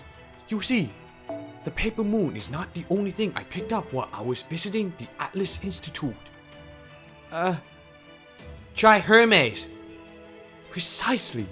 While there, I came into contact with a pseudo-spiritual calculation engine, Try Hermes. When I did so, I happened to peruse some secret medical data pertaining to giants. Hahaha. I don't see what's so funny. Don't you haha me, Buster. You're supposed to tell me these things before I need to know them. It's not fair that you get to do all that fun exposition. Besides, we're a team. You know we should be pooling our knowledge and stuff. I shall take that under advisement, especially considering it comes from none other than the great Leonardo da Vinci herself. All that said, I could certainly use a bit more information myself. Is this simply a Norse Lostbelt, where a once lost race of giants still runs amok? No, I very much doubt that is all there is to it. Right, the ones you saw today were powerful beings of mystics, but they were still living creatures. If nothing else, I can say for sure that the beings we encountered weren't servants. Correct. They were indeed absolutely not servants. Based on what we know from Russia, we can assume there is a being here who rules over this lost belt, and a crypto who tends to the tree of emptiness. While our primary concern is with the latter, there remains a strong possibility that we will come into conflict with the former as well. That said, our goal this time does not include engaging them in battle.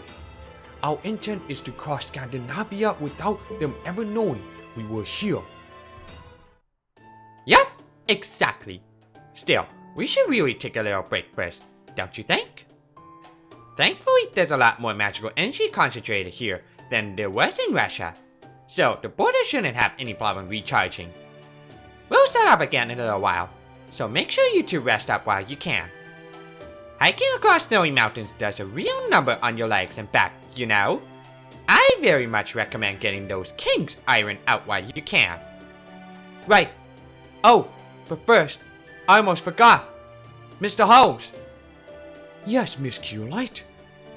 I'm sorry, but back when we had just looked over the mountain range, remember how you and Senpai were talking? At the time, there was something else we wanted to ask about. What's the deal with that fire we saw? Yes, the strange fire that kept burning without spreading. Do you know what it is, Mr. Holmes? I can't say I know for certain. I only have a hypothesis, albeit one in which I am quite confident. I suppose that would make this more of an induction than a deduction. At any rate, yes, that fire is none other than... Another alert? Boo! Boo! Boo! What the hell? Are our sensors busted? Crap. No, it's worse. They're working perfectly. Sopros, Holmes, a freaking enormous magical energy signal just popped up near us out of nowhere. It's like a magical reactor core. This monster's on par with the Angra Boda, powered by the Greater Grill we saw in London. Uh-oh.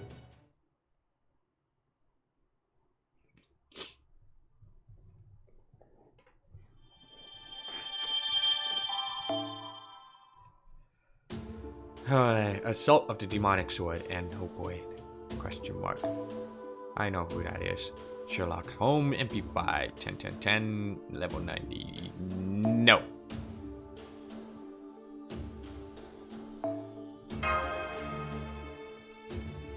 Yo, where the fuck is my waiver? So stupid, this thing.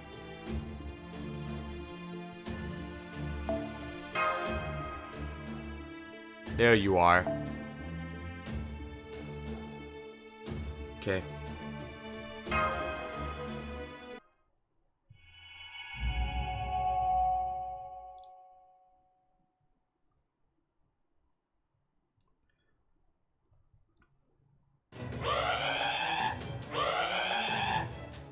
Damn it! We had no warning whatsoever. The thing just appeared out of nowhere. It's most likely a servant. They may have been using their spirit form. Ah, that's true. A servant could sneak up like that. Mr. Menue, is that servant from proper human history? Or maybe... Well, the spirit urgent patterns matches what's registered in Chaldea. But their color seems like it might be a little different. Sorry, I don't know. All I can say for sure is that they're hostile. At least if that massively powerful curse packed into the magical energy they've got aimed right at us is anything to go by, they are. A Lostbelt servant! The border spirit radar is one of the most sensitive in the world. If it failed to detect the servant until now, then they are probably getting some help with their present concealment. Had they wished to do so, I have no doubt they could have gotten much closer. And yet, they instead chose to release the spirit form right in front of us, making their presence known. They must be incredibly confident, or perhaps incredibly cruel. Mr. Manue, can you put them up on the monitor? No, I can't. They're right in our blind spot. And how the hell can you all be so calm about this, anyway? I mean, I know we can't exactly put the border's pedal to the metal right now, but still. What do we do? Do we tell the rest of the staff about this? Most of them are still on break. For that matter, don't you think we should get going already, Da Vinci? Not just yet. This servant may still be trying to figure out where we are. No doubt they are aware where we are nearby, but I believe they are unable to determine our exact location. That said, the longer we stay, the greater our chances of being discovered. As good as the border's camouflage is, it does not render us invisible. It is good at keeping its magical energy hidden, but that doesn't help if someone starts searching their old-fashioned way. Well, Holmes, so fast? What do you want to do? Do we keep quiet and hope they don't find us? Whoever they are, we can't let them into the border. Indeed not. Allowing an intruder on board would be the worst possible scenario by far. None of the staff are fighters, after all. The moment an enemy gets inside is the moment our little adventure comes to an abrupt end. Mr. Manuel, what is the latest on our mysterious foe? Have they moved at all since appearing? No, they haven't moved a muscle since they showed up. But I still can't see anything on the monitor. They're right in the middle of our blind spot. Then it would seem they're waiting to see how we react. Bold, yet with a touch of caution. Da Vinci, I'd like you to start up the boarder's engine the moment we step outside. Make sure it is ready to depart at any time. You got it. But make sure you buy us enough time for it to warm up, okay? I am well aware. Now then, shall we be on our way, Miss Cullen and Mr. Soapfrost? Given that we are the only ones here capable of fighting, it must fall to us to greet any hostile or boorish guest. Right, I've got my exoskeleton ready to go. So I can activate it at a moment's notice. As long as it's just for a few minutes, I should be able to fight. I'm all set too. Senpai, We make an emergency dive! I will not have you going out to face an unknown and extremely powerful foe. I absolutely forbid it. An emergency dive is the only viable option. Director Gorda, you awake now? Of course I'm awake, and I overheard your entire conversation. A situation like this calls for a retreat, not meeting the enemy on their own terms. Traversing this Lostbelt to make a getaway is out of question as well. If the enemy has found us out, then our first order of business is to hide again, and that means a zero sail. They'll never find us once we dive back into void space. We can make a clean getaway. That's true. If safety is our top priority, that's definitely an option. We'd have to figure out how to get back to reality once we set sail, but it would give us a secure way out of this particular predicament. That said, are you sure about this? We still haven't finished reapplying the logic formula. There's a non-zero chance that our armor just comes off in void space, and we end up adrift there forever. Let's see. I'd say that the odds of that happening are maybe 0.003%. That's nothing!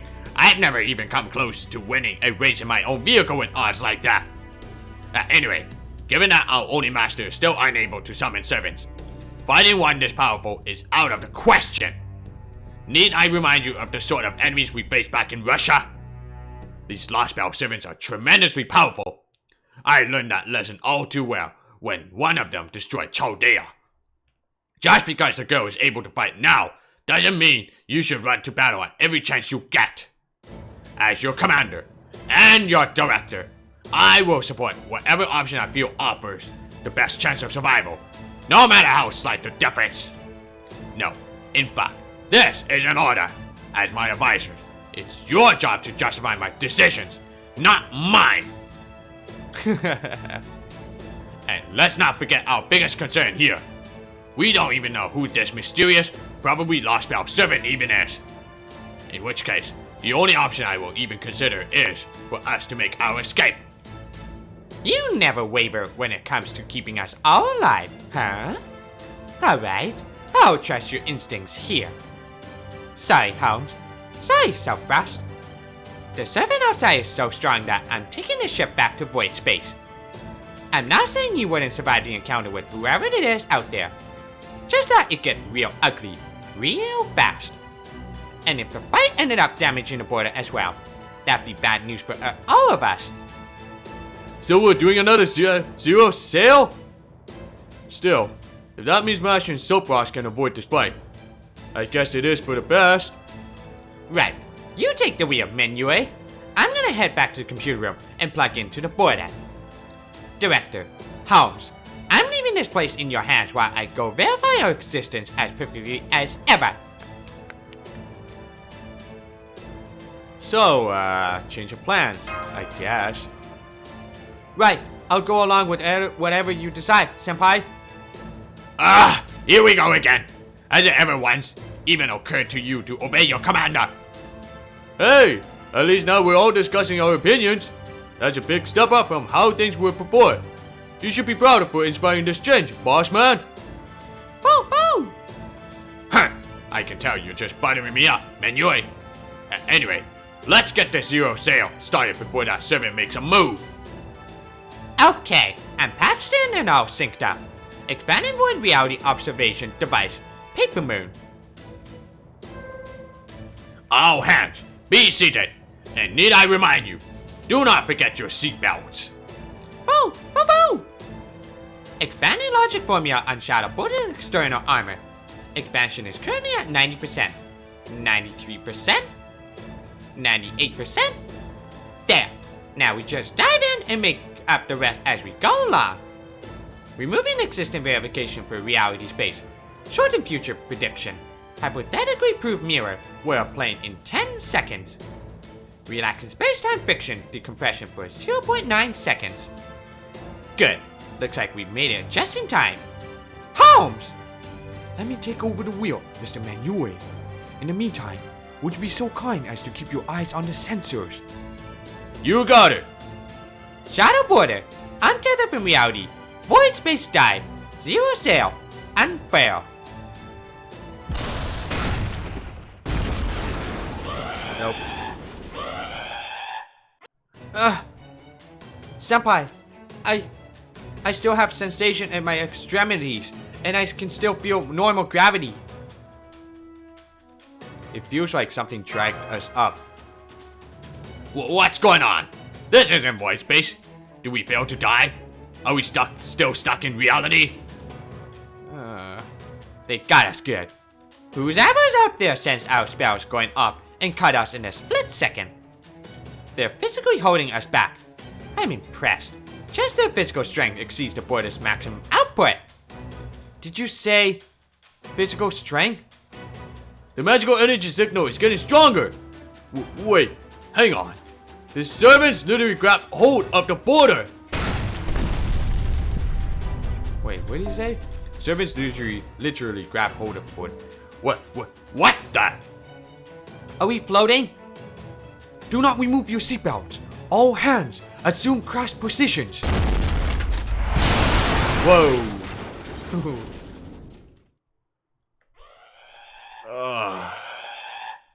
Foo! Foo! Foo! Q! Q! What happened? I don't understand. So dizzy. Is everyone alright? Are you hurt, Senpai? I'm fine. Thank goodness. Did we do a barrel roll and crash? Yes, I felt the same thing. It was as though the shadow border was picked up and then flung somewhere far away. That is precisely what happened. The hostile servant stopped our zero sail in its tracks before simply tossing us like a baseball. That is truly incredible strength. Perhaps they were a berserker. Whatever the class, they clearly possess immense strength to perform such a feat.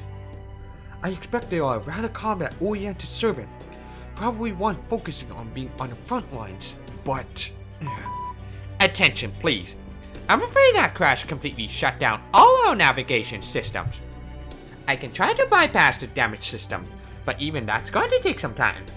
And then there's all the damage to the suspension. Luckily, we didn't end up completely upside down, but we're still not going anywhere anytime soon. I'm sorry, everyone. We can't dive or run away on land anymore. You have nothing to apologize for, Da Vinci. The fault lies with our uninvited guest, not you. Then you mean we're out of options? This is bad. Really, really bad. You're damn right it is. Magical energy signal incoming. I can tell this heroic spirit is some kind of big shot. And I'm pretty sure they're done waiting around. Since they're headed straight for us. 100 meters. 50 meters. Damn it! Now they're right on top of us. Woo! Cute! The magical energy signature, I'm pretty sure, is the servant has collided with our exterior. It's melting our external armor now. What kind of barbarian are they? Sounds like they're trying to cut their way through our defenses. Do they realize how much I spent reinforcing this armor? There's no way anything should be able to break through it this easily. I mean, the old me spent a ton of time making sure of that. What kind of weapon or noble phantasm do they have that could possibly do this? Senpai. Let's go, Mash. Hold it, you two. Don't you think you should wait a bit and see what's happening before you? We don't have time to wait and see anymore. I'm sorry, but it's all up to you two now. Holmes, you go at them too. But watch out. That servant magical energy is right up there with Ivan's. Make sure you don't hold anything back, or you might not be coming back at all. Got it? I am well aware.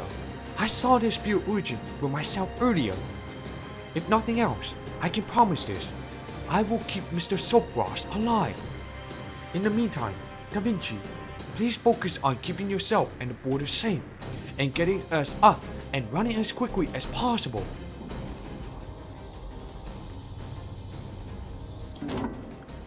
I've opened the hatch. I can confirm the hostile servant is on the border's port side. Step away from there. Step away from there. Right now. Well, now. So that's unsightly slab, is this thing's door? Shit, sorry. Well, now. So that unsightly slab is this thing's door, then. Is that a Lostbelt servant? But then, what is this ominous feeling I sense from the spirit origin? So, a human and two heroic spirits. No, wait. None of you are pure heroic spirits, are you? You've both got something else mixed in. Hybrids, then. Interesting. The hostile servant is closing in. Now I see. You certainly do appear to be a powerful heroic spirit. The border's external armor is one thing, but to think you even cut your way down to the multi-layered, bounded field surrounding the inner hall. Bacataldea, Da Vinci, Nidocris, and Paracelsus all work to ensure those bounded fields would be as strong as any from the Age of Gods. They should have been as strong as a fortress made of divine iron. Yet you cut through them like so much butter, and without even revealing your true name. Fascinating. Tell me, how did such a powerful demonic sword possibly come to be?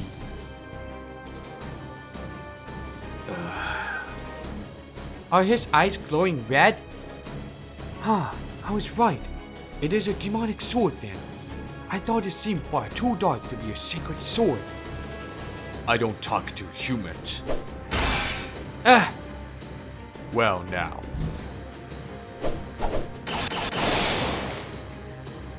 Gah! He hit so hard, and he's still only using that short sword at his waist. This must be the incredible strength that let him pick up the border up and just throw it.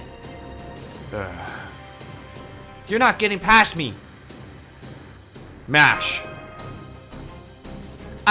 I'm alright. I can do this. I'm afraid those were little more than jabs as far as he was concerned, Miss Cullen. Though I am certain that is not how it felt to you. Have you lost your mind, girl? Why are you still standing there? You should be throwing down that impenetrable shield of yours and running for all you're worth by now. You don't look like enough of an idiot to fail to see how outmatched you are. I will endure if I have to. I can't let everything end here. Boo! Bow! Bow! Boo! Boo! Bo! Not again. You shouldn't be here. You need to get back inside the border. And thank you for worrying about me. That servant is truly incredibly strong. Much stronger than me and the Ortonox. Something about him reminds me of another hero. Another heroic spirit we've met. I don't know if I can beat him, even with Holmes' help, but still. That doesn't matter. Even if I'm not strong enough, I can't back down. This journey isn't ours alone. Not anymore. Yes. Maybe it never was.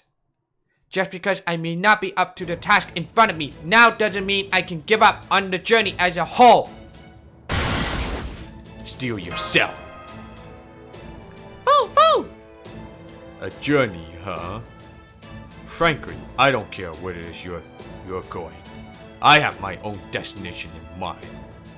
I'm afraid this just isn't your lucky day, girl. Or yours, kid. Now that our paths have crossed, I'm going to kill you and take your prized treasure with me. Another short sword. Here he comes. I'll back you up as well. And there goes the lock-in.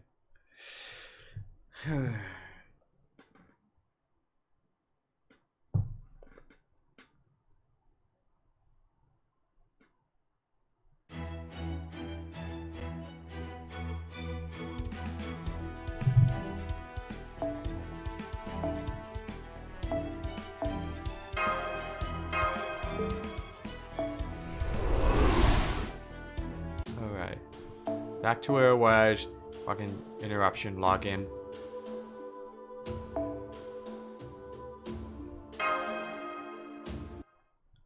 Fuck, I have to do this again.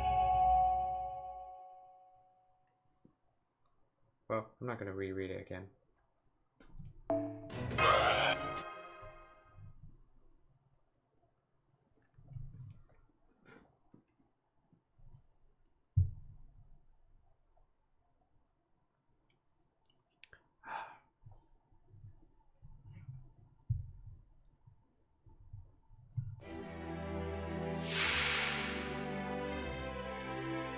慌てない慌てない。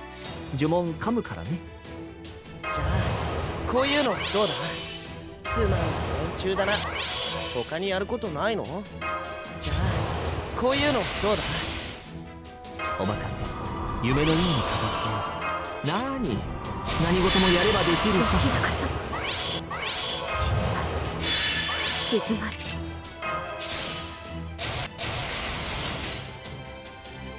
ご加盟のままに。さようです。はい。That's Hero Spirit. Okay. 召喚ゼオン菩薩。私に力を。朝日の輝きを。オンアロイキャスターだ。ああ。燃えろ。 End of the turn. One shot it. End of the battle once his HP is at halfway.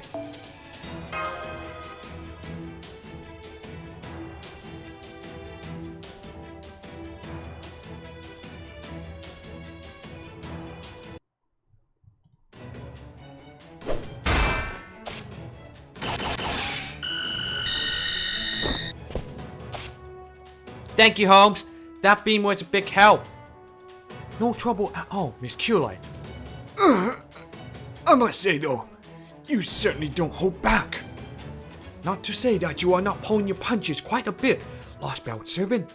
I don't suppose you would be so kind as to introduce yourself. Yes, I see. Now that I've seen your strength up close, some things have become abundantly clear. Your swordsmanship is exquisite, surely the finest in the Northlands. You are also immensely strong, and have both the knowledge and the reflexes to dodge my magical energy beam with ease. You knew, didn't you? You knew I was a heroic spirit capable of using magecraft attacks. Your wisdom alone is truly a force to be reckoned with.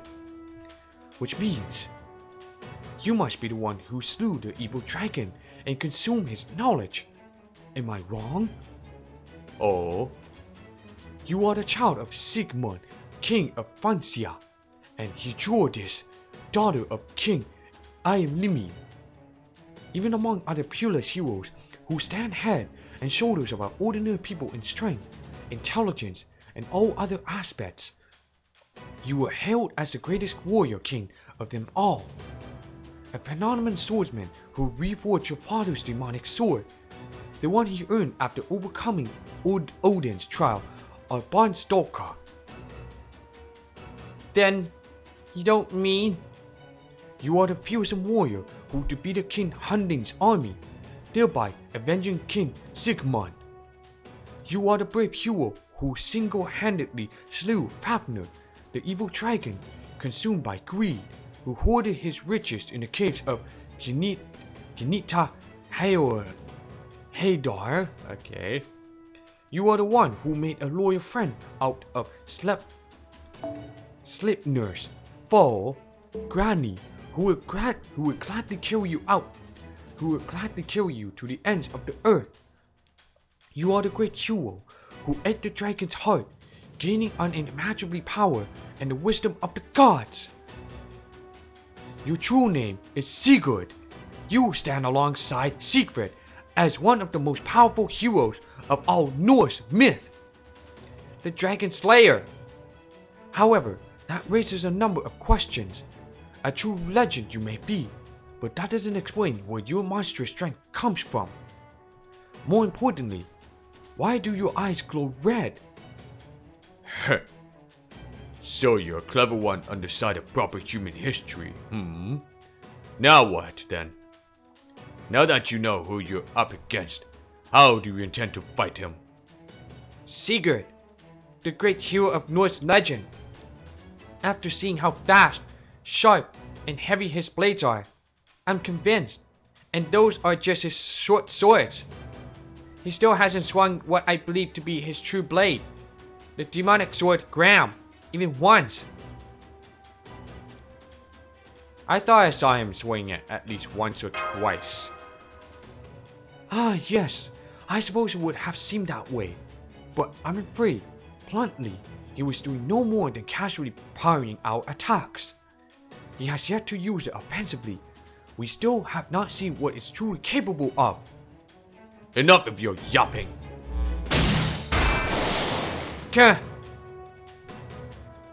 No, this isn't over yet.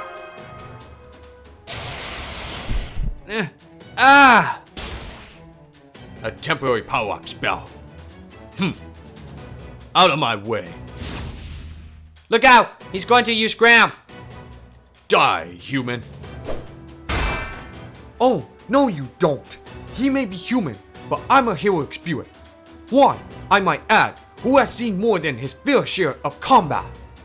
My apologies, but I can't have you using Graham so close to the border. Yeah! Shut up. Oh. Guess you so-called hero experts are more fragile than I thought. Holmes! Senpai! Senpai! Holmes' right arm is gone. Uh-oh.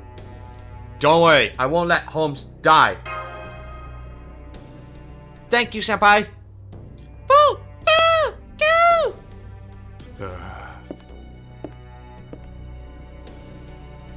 Go after him! Leave me here! Senpai! I'll use a Mr. Ko to heal him. Holmes, why did you stop him? Please stay still so Senpai can... Oh, shit, man. Look kind of fucked up on him. Oh. Don't! Please! Save as much of your magical energy as you can! Graham most certainly lives up to its reputation, but as you can see, my heart and brain are fine. I may be badly injured, but my spirit core is intact. I'm still a heroic spirit. Remember, it would take a deal more than that to finish me. Phew. Woo! Woo! Go! I can't very well fail to do my part after your rousing speech, Miss Gillet. Never mind me. You need to go after him. Remember, He said he was going to take something that lies inside the shadow border. That must be why he attacked us. Whatever it is he's after, we cannot let him have it. Elementary, my dear Miss Culet. This light, this is your noble phantasm. Precisely. As you are aware, it should provide both you and Mr. Soapfrost with a significant boost in strength. It may not be quite at full capacity, but it should still be rather potent for anyone attempting to fight in a desperate situation, such as yourselves. In my estimation, Sigurd appears to be a frightfully unnatural being. Unnatural? I'm certain he isn't yet fully acclimated. There is a chance you may still be able to defeat him. Please, Holmes, just be straight with us for once. I'm sorry. It's rather hard to explain while I'm sober. I'm afraid I'm having difficulty putting my thoughts in order. Holmes! Vital signs confirmed. He's lost a lot of magical energy. But aside from that, it's just like he said. His spirit core is still intact, Senpai. Come on, we've got to stop Sigurd. Right.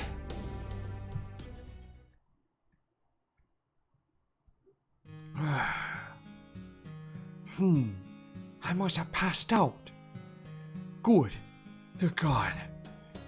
Phew. I see. So this is what a blow from a demonic sword feels like. How truly excruciating. Perhaps it is exacerbated by the fact that I've never experienced such a deep wound before. So, this is the sort of pain you smile through. Eh, Yelena? Who's that? So you are still thinking clearly. Now I feel silly for ever worrying about you. Just sit tight, Holmes. Someone will come by to help you out just as soon as I finish evacuating everyone from the reach. Someone will come by to help you out just as soon as I reach evacuating everyone from the rear hatch. We might not be able to use the border's facilities right now, but we should be able to replenish your magical energy. Just hang in there a little longer. At least, we know from your battle that this hostile servant isn't here to destroy the border. If we're lucky, he'll leave it mostly intact. So just hold tight for a bit, okay? Understood. That said, I'm afraid mental fortitude can only do so much here. To be honest, I'm in real danger of disappearing. I'm afraid he inscribed a death rune into me, you see. One wrong move, and that will be it for me. A death rune? But there aren't any runes that can kill a heroic spirit. No, wait. I forgot about primordial ruins. The ones Odin created that served as a magecraft foundation in the Age of Gods. Then, you mean... I do indeed. You saw our battle for yourself. Sigurd learned a number of runes from the Allfather's daughter. He must have inscribed it the most he cut off my right arm. It would seem he truly has it out for me. So I'm afraid if I push myself too hard, my spirit core will fail. Happily, I can at least speak as long as I remain still, though the pain is still quite exquisite. Gosh, then you really are just hanging by a thread. Okay, wait a second. I'll be right there. Right. There's so much I need to tell you, but... I'm afraid I keep slipping in and out of consciousness. I'm finding it difficult to concentrate and... for some reason, my thoughts keep turning to the past. Holmes! Da Vinci, would you give Mr. Gordov a message for me? Tell him to stay put, no matter what is taken. I'm certain Sigurd has no personal interest in humans or heroic spirits. After all, he's... Sleep tight, Holmes.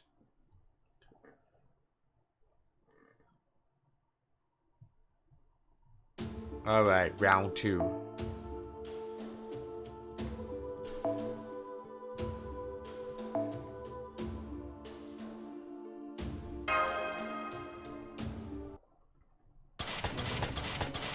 I've caught up to the target.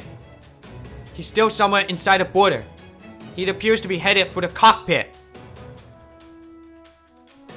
Holmes, no, this is our chance to take Sigurd down. Right. Huh? There's nobody here. No signs of a struggle either. What in the... They must be on the deck.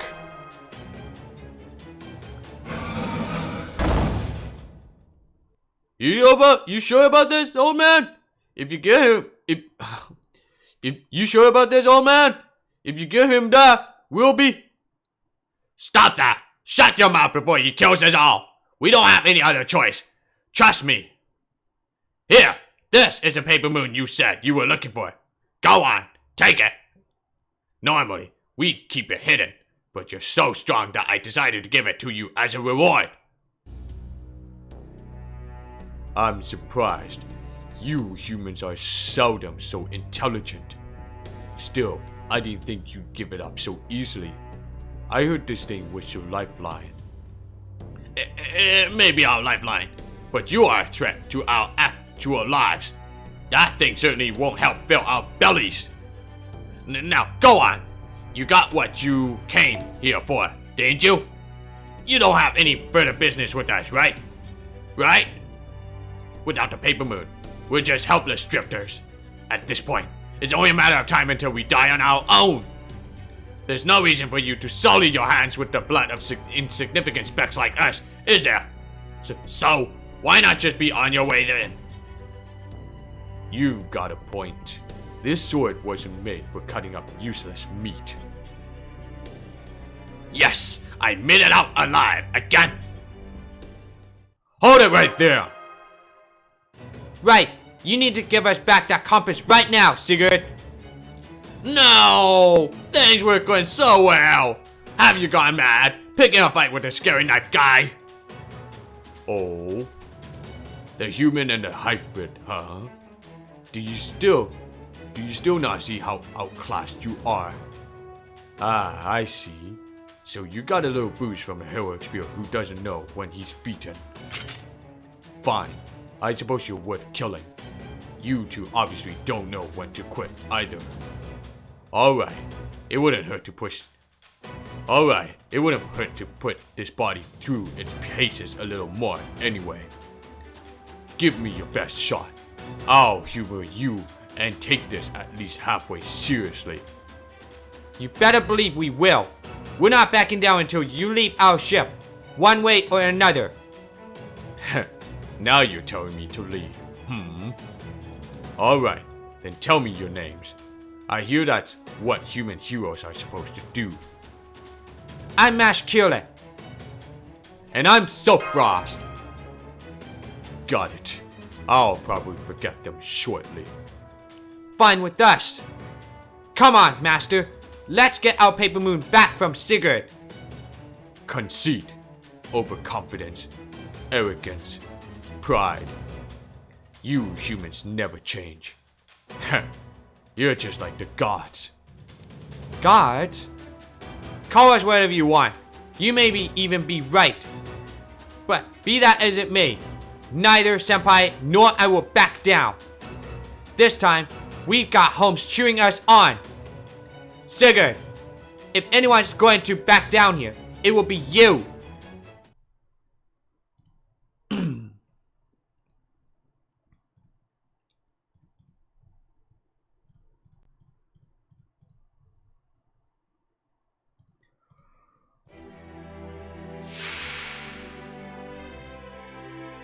いざ Words of the great detective. Nice. Oh, come on! You guys are all... Fuck you, caster team. You guys are all taking that spot. あ、いくよーし。罠だ。計略だ。罠だ。簡単すぎるんだよ。甘い。うわ。敵味方識別解すべて甘い。この辺りいじった方がいいんじゃないか。君の道行きを信じよう。さあ行きなさい。こういうのどうだ。つまん連中だな。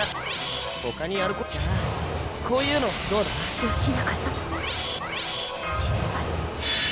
静まりご加盟のままにお任せ。さようですか。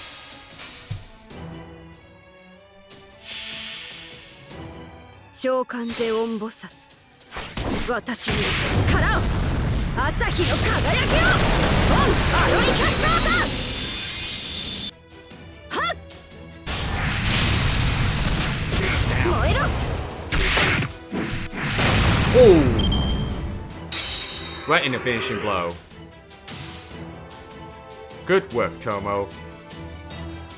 Proud of you, gamer mother.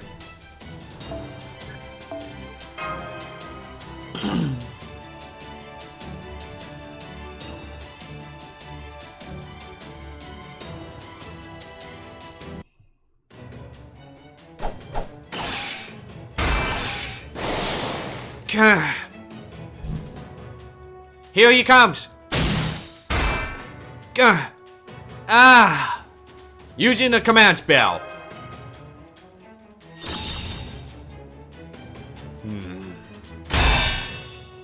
Ha!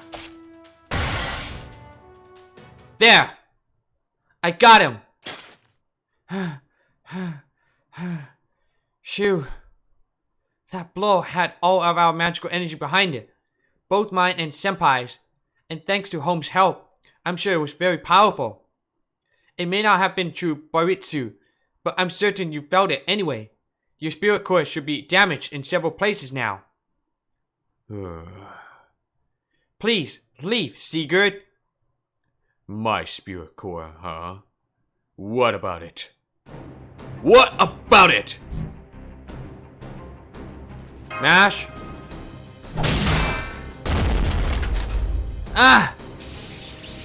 Senpai! My exoskeleton's drive is failing. I've only got a little magical energy left.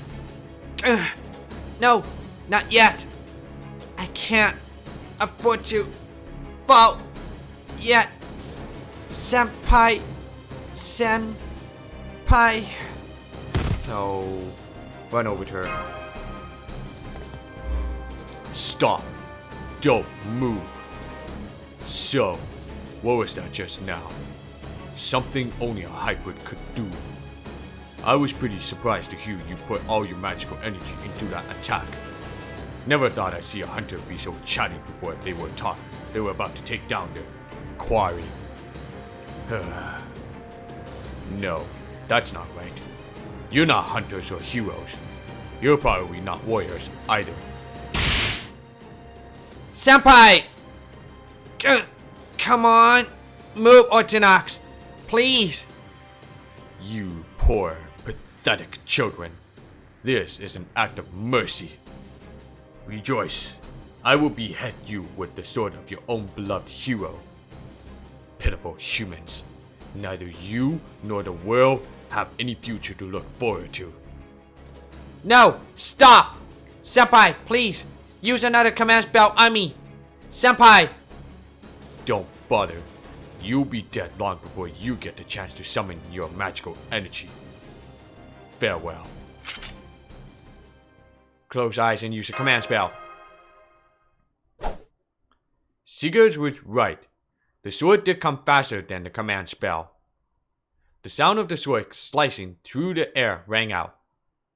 But for some reason, that was the only sound. A second passed, then two, and nothing changed. Frost remained unharmed, and somehow still alive. The red blade had stopped dead in its tracks, right before his eyes. His sword stopped mid-swing. Master! I guess this is what they call a hero's pride. You got lucky, child. Master! Please don't move! I'm afraid his kick injured me pretty badly. So, please, just stay still for now. Senpai. Mash!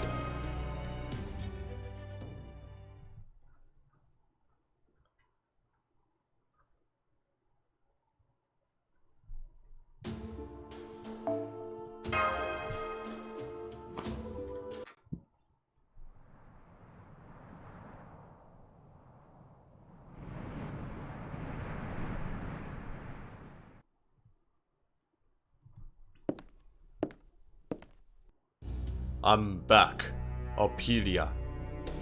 That was fast. Did you retrieve the Paper Moon Void Reality Observation device that once belonged to Atlas Institute, as I instructed? You better not have broken it, did you? Don't ask me. I can't get used to these man-made toys for the life of me. You want your little golden treasure so badly? Take a look for yourself. Good. This is definitely the real thing. Why don't you hang on to it for me? Don't let anyone else have it, no matter what. After all, you're the strongest being in all of Scandinavia, with the exception of Her Majesty. I'm sure. So, now that I fulfilled my duties as your servant, do I get some kind of reward? How about it, Master Alpelia, Famur Solon? Well done, Saber, my most powerful knight. I have no other work for you for the time being. Feel free to rest up and relax for a while. How did that sound as a reward? That works. Oh, and may I say something? Sure. Would you mind not staring at me with those red eyes? You're a funny one. You think you got room to talk when it comes to unusual eyes, Alpelia? Never mind about me. We have the Paper Moon. Right now. That's all that matters. The all-terrain void transporter, Shadow Border. It may be the only one of its kind in existence, able to do the impossible. But without the Paper Moon serving as its eyes, it's useless. I commend Chaldea for destroying the Russian Lostbelt, but without the Shadow Border, they can go no further. This is where their journey ends. Now there is effectively no one left who will interfere with the Lord Kustaria. Now, all that remains is... I'm glad to see you in such high spirits, Alpelia. Queen of Ice and Snow. Are these high spirits born of true romance, or mere puppy love? Even after thousands of years of attempting to do so, I cannot quite grasp the concept of love. Though, I know you humans speak of it often. Tell me, what does it taste like? Is it sweet? Perhaps spicy? Even fiery? Your Majesty. I never took you for one to smile upon gaining a new toy. I see that even you have a soft side. Now, what of this tree emptiness? I believe you called it. How is that faring? It's coming along well. Even now, it continues to grow larger in its garden, away from any who might observe or interfere. Since there is no opposing faction in this Scandinavian Lostbelt, there should be nothing to interfere with its growth. Faction. I must confess I am unfamiliar with that word. I suppose we do hear the occasional lone wolf howl, but that is of no consequence. If anything, it helps to pass the time. Still, I suppose if they were to form a pack, that could be somewhat troublesome. Don't you agree, Ophelia? Yes, I do. My world, my Scandinavia, is a land where peace reigns far and wide. There has never been conflict among its people, not once. The wild beasts do devour the prey, of course, but that is as far as it goes. Pointless conflict is a foreign concept to man and beast alike, as is resentment. The worst that ever happens is a single wolf's howling, don't you think? I do. Under your rule, this world of Scandinavia has become one of the great embodiments of peace. The way you say that, Ophelia, it sounds as though there are other worlds that have achieved similar peace. How adorable. Surely you jest. This Lostbelt stability is of vital importance, Your Majesty. It is the key to growing our tree. All you need to do is continue ruling as you always have. You truly are a selfless young woman, aren't you, Ophelia, Farmer Solon? I suppose I should commend you for your diligence, but it takes more than that to be a queen. Do you understand me, Ophelia? If not, I suggest you learn. With all due respect, Your Majesty, I am no queen. Why did you take it? My land has no place for a virus. If you were perfect and obeyed me as your queen, you would do well to remember that. I believe you called it a compass. I see. So the hospitality of my ice castle is not enough for you. Surely you haven't forgotten. Every bit of snow and ice blanketing this world is a part of me. As I preside over all this is pure white. Nothing can elude me. I know and see all that takes place within my land. I can hear it too. The breath of all living creatures. Their cries, their fluttering. I can hear the howl of the wind. The symphony of leaves overlapping. And of course, the words of humans. That goes for the crew of the Shadow Border as well. As I speak, they are erecting a bounded field to keep the giants away. How touching. How pitiful. I see there too are humans. They guard their lives closely so that they may grow and survive. Saber, didn't I tell you that you were free to kill everyone there except Mash? I can't tell you humans apart. Why, you? How delightful. You certainly are blunt, Dragon Slayer. Nonetheless, Ophelia, it seems you still fail to understand my methods. Why kill them? With all due respect, Your Majesty, because the Chaldeans who live in the Shadow Border are our enemies. Our enemies, If you want me to kill them all right now, I'll go take care of it. Don't! I don't want you killing Mash Curlet. Interesting. I don't believe I've ever seen that look up on your face, Ophelia. You never so much as batted an eye when it came to that archer. But just now, I could have sworn I saw a look of genuine concern on your face. Interesting. I take it this Curlet person means something to you then. Well, Ophelia Farmer Salon? Forgive me, Your Majesty. I cannot answer that question. You truly are adorable, Ophelia. Very well, I shall forgive you this once. As for you, Knight, do not kill them. I forbid it. My snow and ice is an expression of my love, not of death. I will not tolerate anyone staining its pure white with crimson. Is that clear? Love is a wonderful thing. If you ever come to know it yourself, take care not to lose it. You must cradle it in your hands and hold it close. Hold it tight. If you are not careful, loveless flames may throw everything out of balance. That is how it has been since the gods first came to be. Is that clear, Ophelia? Sir Knight? Yes, your majesty. I will not forget it.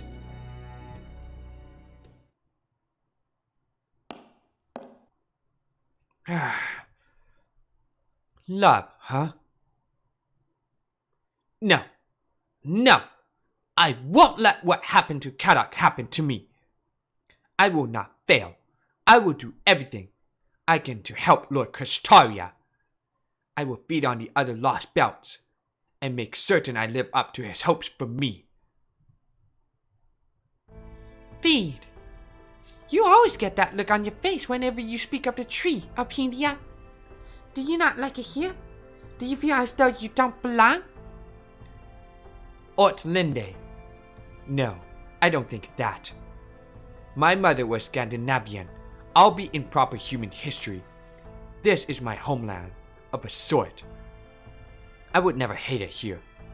Quite the opposite. I feel as though some part deep inside of me is more at peace than it's been in a long time.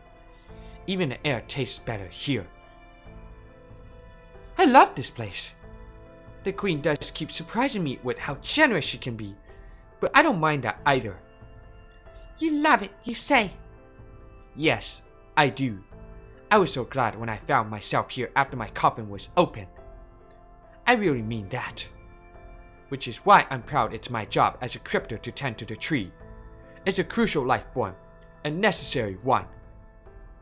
Necessary? For this Kristaria man, you mean? For this Lostbelt. Didn't I already tell you three about it? Yes, you did. I've logged your current statements in my memory. I'll go ahead and link them to our shared memories now. I've received a question from Hilda. She wants to know why you always have that bitter look when you talk about the tree if you don't dislike it here. Bitter? Well, because it makes me keenly aware of how powerless I really am. Even if the tree does grow to maturity, the most I can hope to do is keep it that way. It's very unlikely this world will change unless I use my serious light. You want to change this land, Alpinia? Sometimes you don't. We can analyze, but we can't make judgment calls. All we can do is follow the orders we're programmed with. Did you forget, Crypta? We aren't human. We only exist to carry out our master's orders. Yes, I remember. There, again. Huh? I'm sorry, you had the same look on your face as when you discussed the tree, so I responded the same way through Thread would, now that our statements have synced up. Oh, I see. Then I'm afraid that, even between the three of you, your analysis must still be incomplete. Okay.